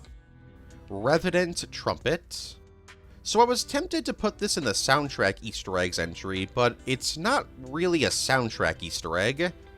In September of 2016, Bethesda uploaded the entire Doom 2016 album to YouTube. Instead of the video just being the album art, the background of the video is an in-game environment. Most people aren't actually going to watch the actual video, and instead just listen to it. But for those that did watch it, they noticed something a little bit odd. At 1 hour, 6 minutes, and 6 seconds into the video, a PNG of a Revenant flies by while playing a trumpet. This is a reference to the Skull Trumpet meme. A reference to this, reference was featured in Doom Eternal as a skin for the Revenant called the Doot skin, as the Skull Trumpet meme is also referred to as the Doot Doot meme. The Nirvana connection. So this is a theory that Doom 2 references the death of Kurt Cobain, the lead singer and guitarist of the band Nirvana. In the Doom 2 level, Nirvana, the very first thing you see when you spawn into the room is a super shotgun, and Kurt Cobain used a shotgun to take his own life. And Doom 2 was released in October of 1994, about 6 months after Kurt Cobain's death in April of 1994. Seems like it could be a reference, except it's not. Doom level designer Sandy Peterson, who designed this level, confirmed in 2021 that this was just a coincidence. He wasn't trying to reference the passing of Kurt Cobain. The Weird Blob Demon from Doom 3. In April of 2016, Doom World user Arl discovered a scrapped demon from Doom 3 that's pretty odd looking. This cut monster had to be pieced back together like Humpty Dumpty, as its textures and mesh weren't connected and were left abandoned in the game's files. So Arl pieced it back together again, and it looks pretty odd. As you can see, it's this weird, fleshy, blob-like thing. Looks almost like a giant bloated corpse mixed with one of those Cerberus mechs from Mass Effect. For half a year, people speculated on what this monster could have been like. Was it going to fight via melee attacks? What color was it going to be? Was it an early model of like a Pinky or a Hell Knight? Well, we would actually get an answer as to what the monster was, and well, it turns out it wasn't actually cut from the game. It turns out this monster is actually just some rare textures used for the Invulnerability Hunter from the Resurrection of Evil DLC, and it can actually be seen very briefly in the game. So, yeah, this little mystery monster wasn't actually a cut demon, and is actually still in the game. Doom was originally going to be an Aliens game. In another reality, Doom was never made, and instead id Software created a first-person shooter game based on the Aliens franchise. You see, after the release of the Spear of Destiny expansion for Wolfenstein 3D in September of 1992, id Software entered negotiations with 20th Century Fox about making an Aliens game.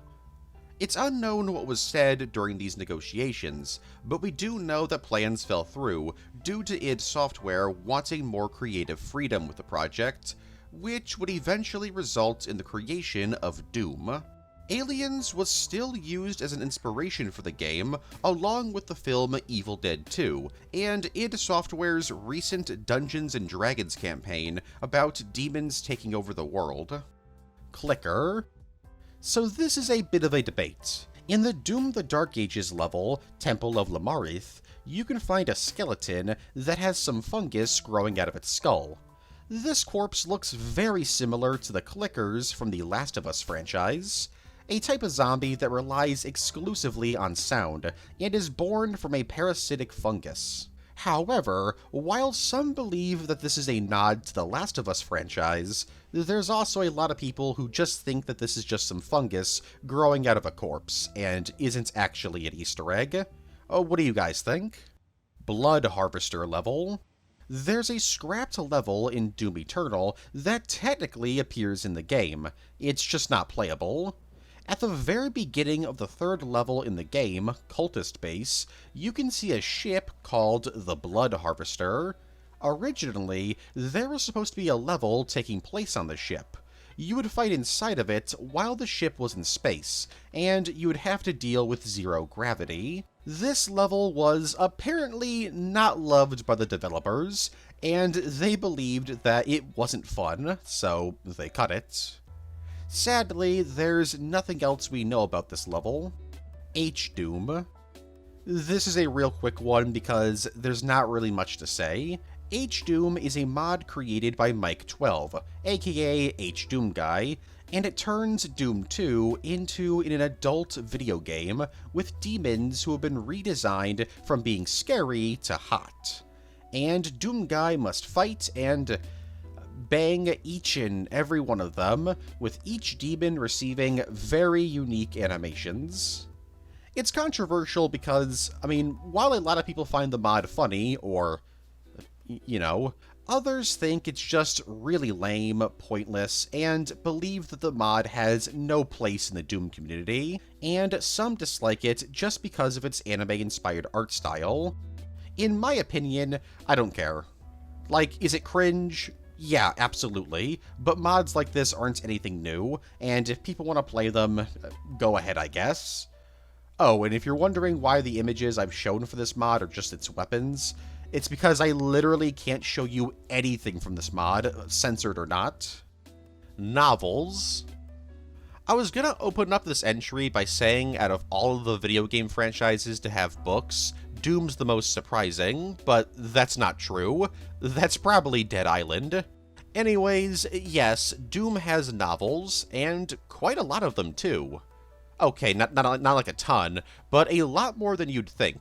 Released from June of 1995 to January of 1996, Knee Deep in the End, Hell on Earth, Infernal Sky, and Endgame make up the original Doom novel series. The books follow Doom Guy, who actually has a name this time around, Flynn Taggart. We also get to see his origin story.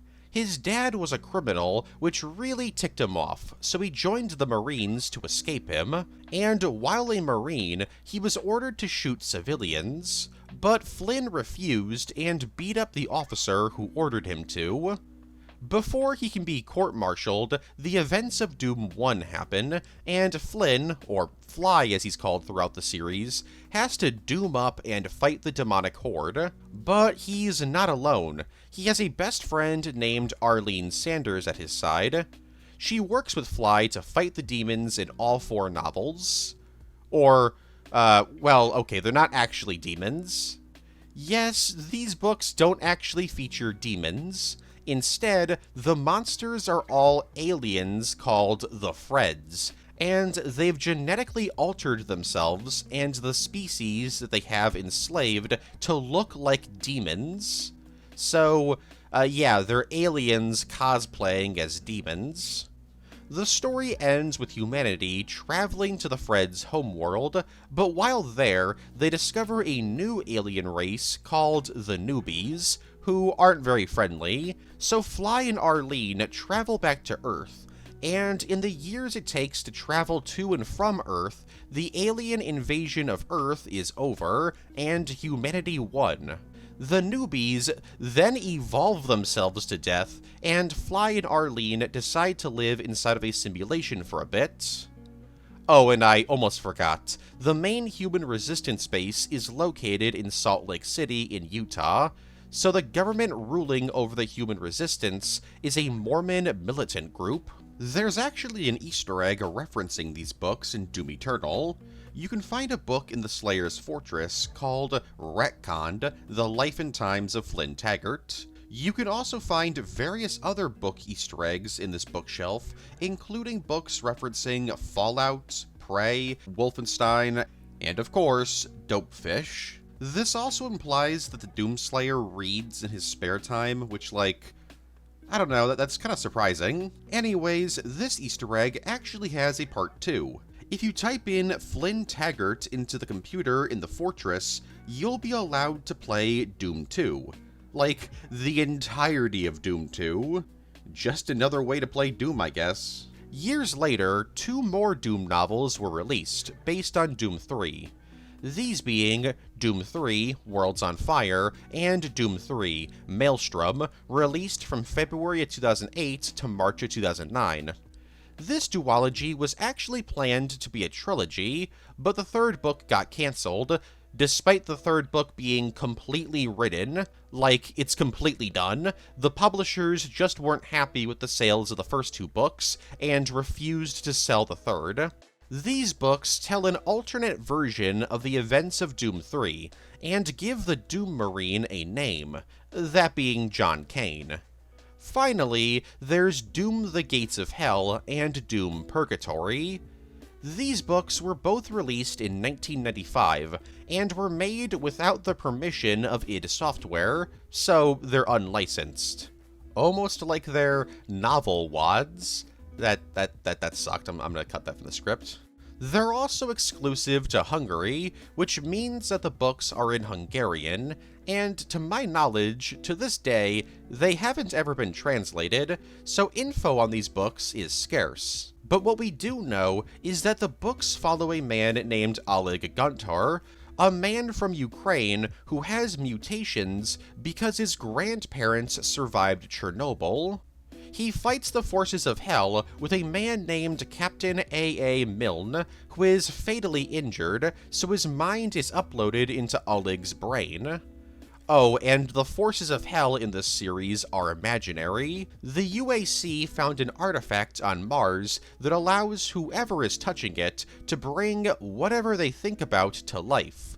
So, some crazy dude thinks of demons, and thus hell is created and the demons attack. And I say to you, my brothers and sisters, hell is a deep, dark, foul-smelling prison of the damned, filled with fire and brimstone, lost souls and demons. And how do you escape this eternal damnation? You blast the nasty pink demons right between their beady little eyes. Doom for the 64-bit Jaguar, the best Doom ever. Sewer Gators. In the Doom Eternal level Ark Complex, in the purple goo portion of the sewers, you can find an alligator just swimming around chillin'. This is a reference to the urban legends of alligators being found in New York sewers. Although, I don't know if this level actually takes place in New York City. I don't think it does. Chex Quest. Okay, so this should technically be in like the 1st or 2nd tier because this is pretty well known, but because it's so weird, I decided to put it in tier 4. Released in... I accidentally wrote 2097 in the script. Okay, alright. Released in 1997 by Digital Cafe, Chex Quest is the first ever video game to be sold as a cereal box prize. Obviously, being a prize for the cereal Chex. Chex Quest is a kid-friendly first-person shooter that's actually a total conversion mod for Doom. You play as the Chex Warrior, who, at the time, was intended to be Chex's mascot. You fight a bunch of slime monsters known as the Phlemoids on the planet Bazoink, and it's your job to take out the invading alien slime monsters. Except you're not actually killing them, you're actually using a teleportation device called a Zorcher, which teleports the aliens back to their homeworld. Chex Quest quickly became popular in the Doom fanbase, because, well, it's an official cereal-branded version of Doom. Not only that, but you can actually play a few levels from Doom, as they're still in the game's files. Chex Quest would receive 3 sequels, the first being Chex Quest II, Flemoids Take Chextropolis, which was also released in 1997. Unlike the original game, this game had to be downloaded from Chex's website, and is technically not a sequel, but instead an expansion. In 2008, a third installment was released, titled Chex Quest III Invasion, and the final game in the series was, well, not actually a sequel. Chex Quest HD is a remake of the original game, released in May of 2020, and even received an official Nintendo Switch port. Mermaid Whiplash. Shortly after it was announced that Mighty Doom was being taken out back Old Yeller style, it was accidentally revealed on the Google Play Store that Mighty Doom's 15th season, which was cancelled due to the game being taken offline, was going to be called Mermaid Raid, and be about the Slayer taking a little vacation and fighting a bunch of Whiplash demons designed to look like mermaids. They were going to be called Fish Lasses. Sadly, no artwork of them has been made public, as the art used to advertise the upcoming season was just reused from the game's 3rd season. Hovering Over Me Easter egg. In probably one of the most funny Easter eggs in the entire Doom series, at the beginning of Doom 3, you'll be met with this dude typing away at his computer. If you turn on NoClip and fly into him, and then stare at his computer for a bit, a message will pop up on the computer, and the man at the computer will type out a message to UAC Command, saying, quote, "I would also like to add that this new transfer is exceedingly rude. He has hovered over me reading everything I type. Stop it."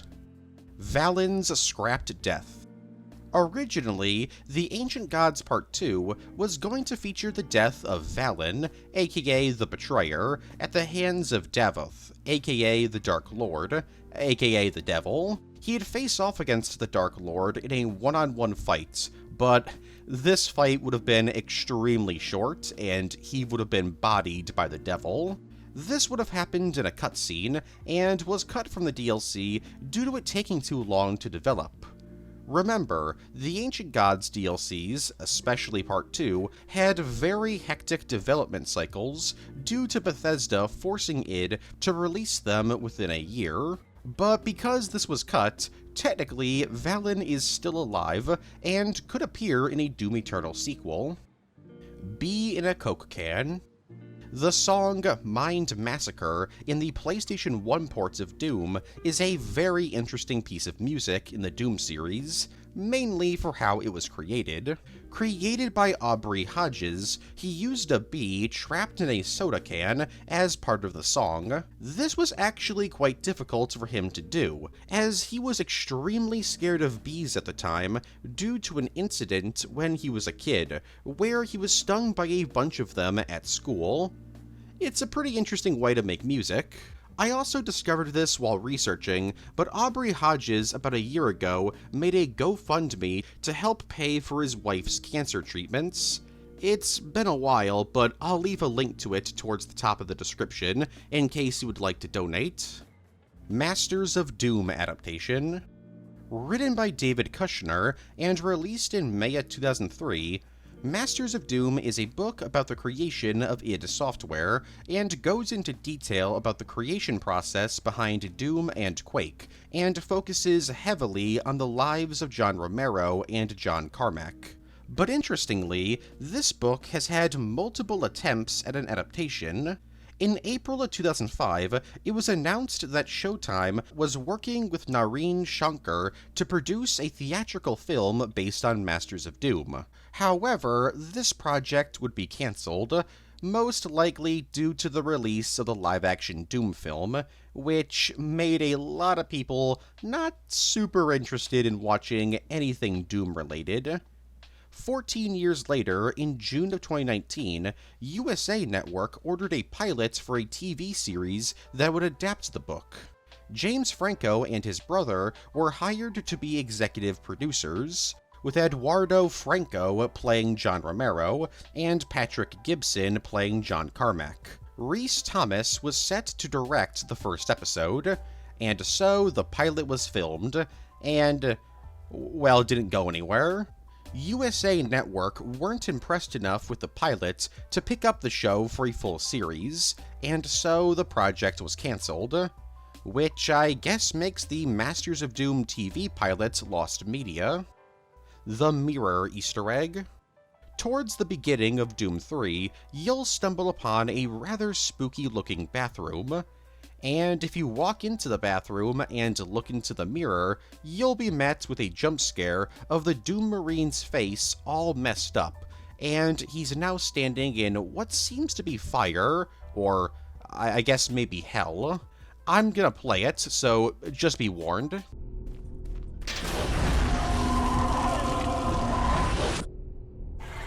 What's the lore significance behind this?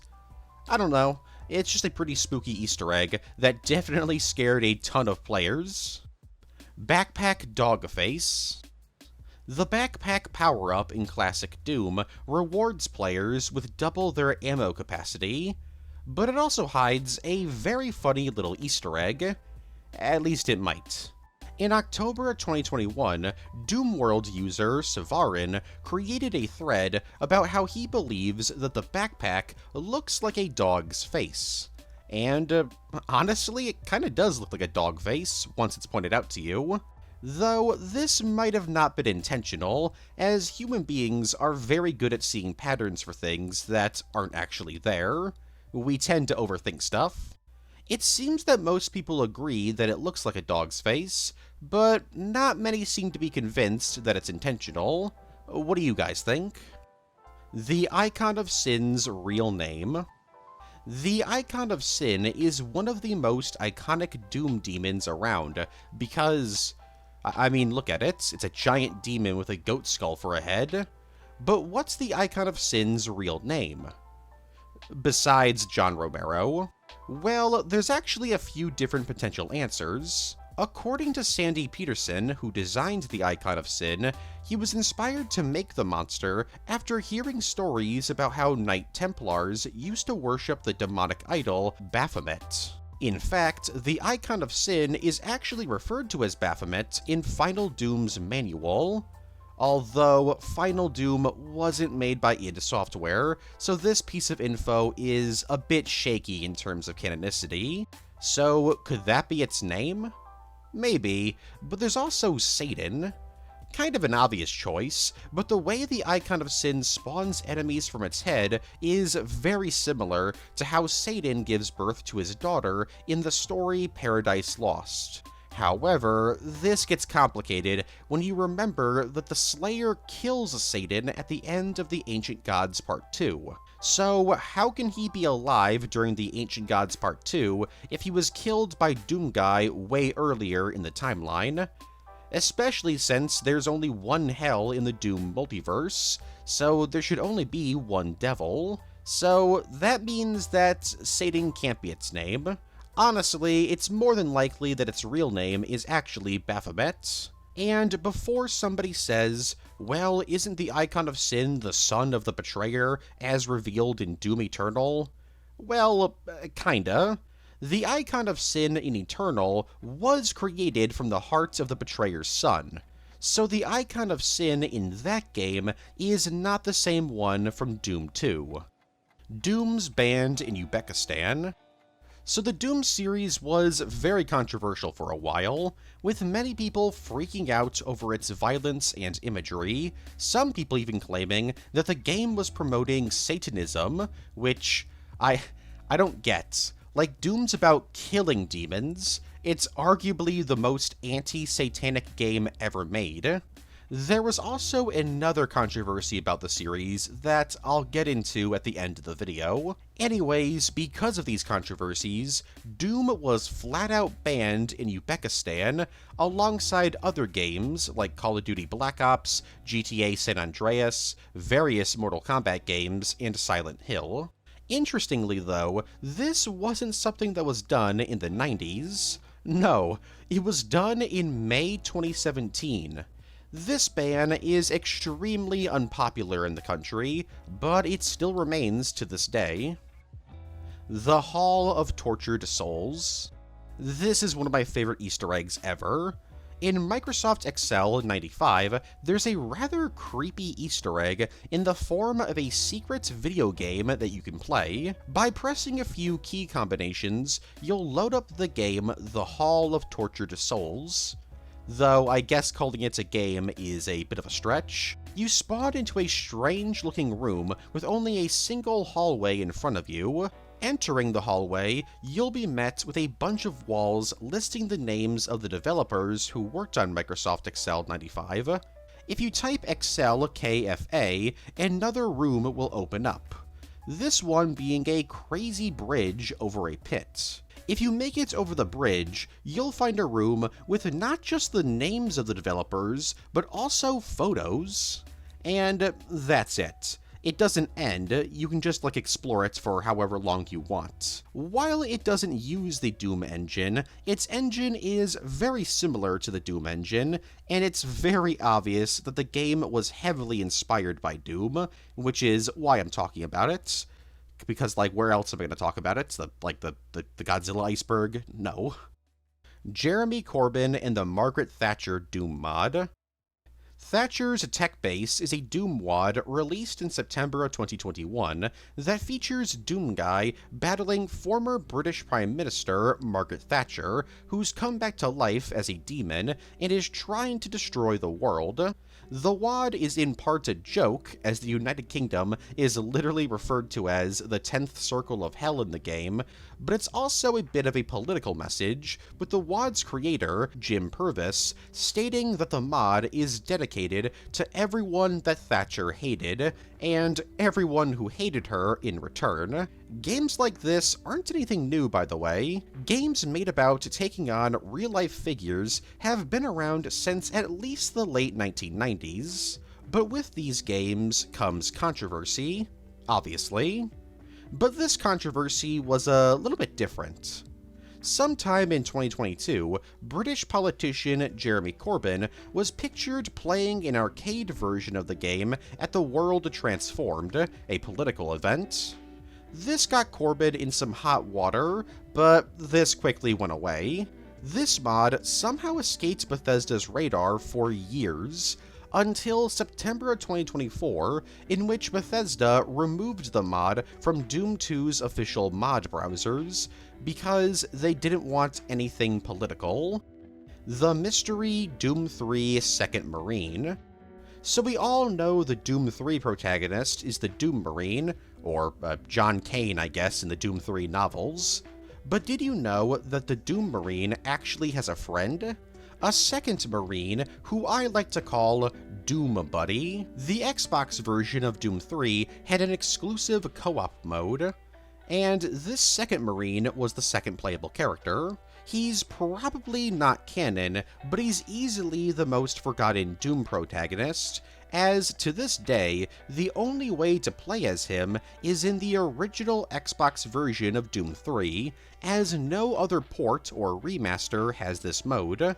Well, I guess you can mod co-op in Doom 3 on PC, but that's a different thing. Grezzo 2.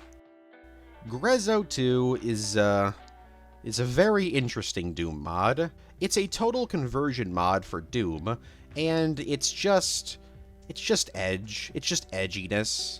Created by Nicola Piro, I can't really show you much from this mod, let alone the cover of the game because of its content.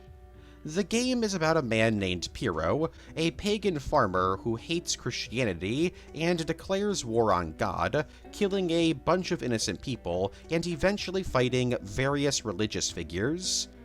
He also, you know that episode of Family Guy where Stewie fights Bertram inside of Peter? Well, Piro does a similar thing, but inside of the Virgin Mary, and instead of Bertram, it's Jesus. I can't even tell you what happens after that, because I don't think YouTube would let me. And honestly, fair, it's pretty gnarly. The mod is just edge for edge's sake, trying to shock the player by who you fight and kill in the game. I'm not even remotely religious, and honestly, I think this game is just, like, really lame.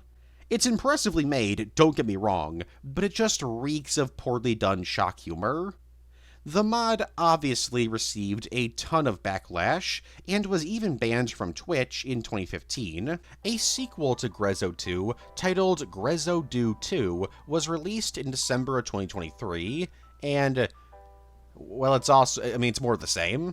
Should also mention that Grezzo 2 is also controversial due to the fact that it's made using a bunch of other mods without the mod maker's permission. Haunted toilets. Remember that mirror Easter egg that I mentioned earlier? Well, there's actually another Easter egg that can be found in that very same bathroom. If you head over to the final stall and stand by the toilet, you'll hear some spooky demonic whispers.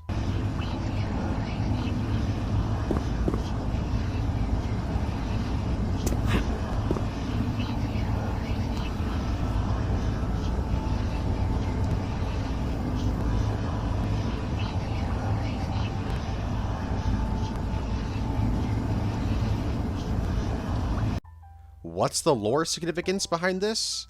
Well, I think it's safe to say that this confirms an obscure theory from in real life is actually true in Doom 3. For centuries, there's been rumors and myths about how the sewers are connected to hell and demonic spirits travel through bathrooms. This rumor was first referenced by Abraham Lincoln in 1862. It's kinda crazy that this theory is true in Doom 3. It's also crazy that there's probably somebody out there who believed what I just said. Obviously it's not true, I just made that up. MartianBuddy.com. MartianBuddy.com is a companion website that was launched with Doom 3. In Doom 3, Martian Buddy is a company that specializes in selling a whole bunch of different things, ranging from video games, adult entertainment, drugs, and spam. A lot of spam, not the food, like the spam mail. And in the game, you can find 2 lockers owned by Martian Buddy. However, you can't actually open them without a code. And in order to get these codes, you had to go to the real-life Martian Buddy website.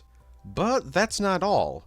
By completing the minigame Martian Buddy Blaster in the Resurrection of Evil DLC, you'll be given a link to a secret page on the Martian Buddy website, which gives you the code to yet another Martian Buddy storage locker. This website has long since been taken down, and because of this, in re-releases of Doom 3, like the BFG edition, these locker codes can now actually just be found in the game. In fact, the Martian Buddy Blaster minigame was actually removed from the BFG edition and replaced with the Super Turbo Turkey Puncher 3 cabinet. So the only way to actually play this minigame is through older versions of the game. The Adventures of Massmouth. Released in February of 2000, The Adventures of Massmouth is a total conversion mod for Doom 2 that's rather strange. Created by Mike Watson, the WAD is about an alien known as Massmouth from the planet Zeeble, who works for an alien known as the Worm. He's sent around the galaxy looking for valuables and artifacts to bring back to his worm boss. Outside of a single level in which your standard Doom enemies show up, the rest of the mod's roster of enemies is made up of bizarre-looking aliens and soldiers. Massmouth's design was inspired by both the Yorps from the Commander Keen series and a custom Quake 2 player model created by Neural Status. The mod was very popular when it dropped, and received 2 sequels. The first was titled Massmouth 2, and was released in 2003. This mod is a lot more story-heavy, and features a lot more levels. This game has Massmouth rescuing the Worm from John Romero, who's kidnapped him. You can actually join forces with John Romero, or kill him and the Worm, as the game has multiple endings, 6 in fact. The final installment in the series was Massmouthmas, released in December of 2004. This is by far the shortest of the WADs, and takes place between 1 and 2. It's about Mouth trying to enjoy the holidays, only for him to have to battle killer snowmen. These WADs also use a ton of Half-Life sprites and assets, and they also make a ton of references to that series. In fact, most of the game's enemies are just straight-up Half-Life designs. While not controversial, Mouth is a very strange WAD series, and to this day, still has a cult following, despite there not being a new installment in over 20 years. Doom Annihilation is the final installment of Doom. So this is a fan theory that states that the film Doom Annihilation is actually the last piece of Doom media in the Doom timeline. This is mainly for two reasons. One, Hell appears in the film, and it looks very different from every other time it's appeared. It almost looks like it's dying. Like, after the Slayer's countless fights against the demons, Hell is finally starting to fall. There's also an Easter egg in the film in which a dead Marine is labeled as William J. Blazkowicz, who has been confirmed by the film's director to be a relative of Doomguy. Could this relative have been the last surviving member of Doomguy's family? After all, there's no sign of Doomguy in this film, and by this point he would be the Slayer, so he's currently trapped in the sarcophagus. Maybe he's related to the Doomguy of this reality, or maybe this is just a fun little Easter egg that doesn't actually mean anything. The Mussolini Corpse Myth. In the original Doom, you could find some rather gross-looking corpses hung up.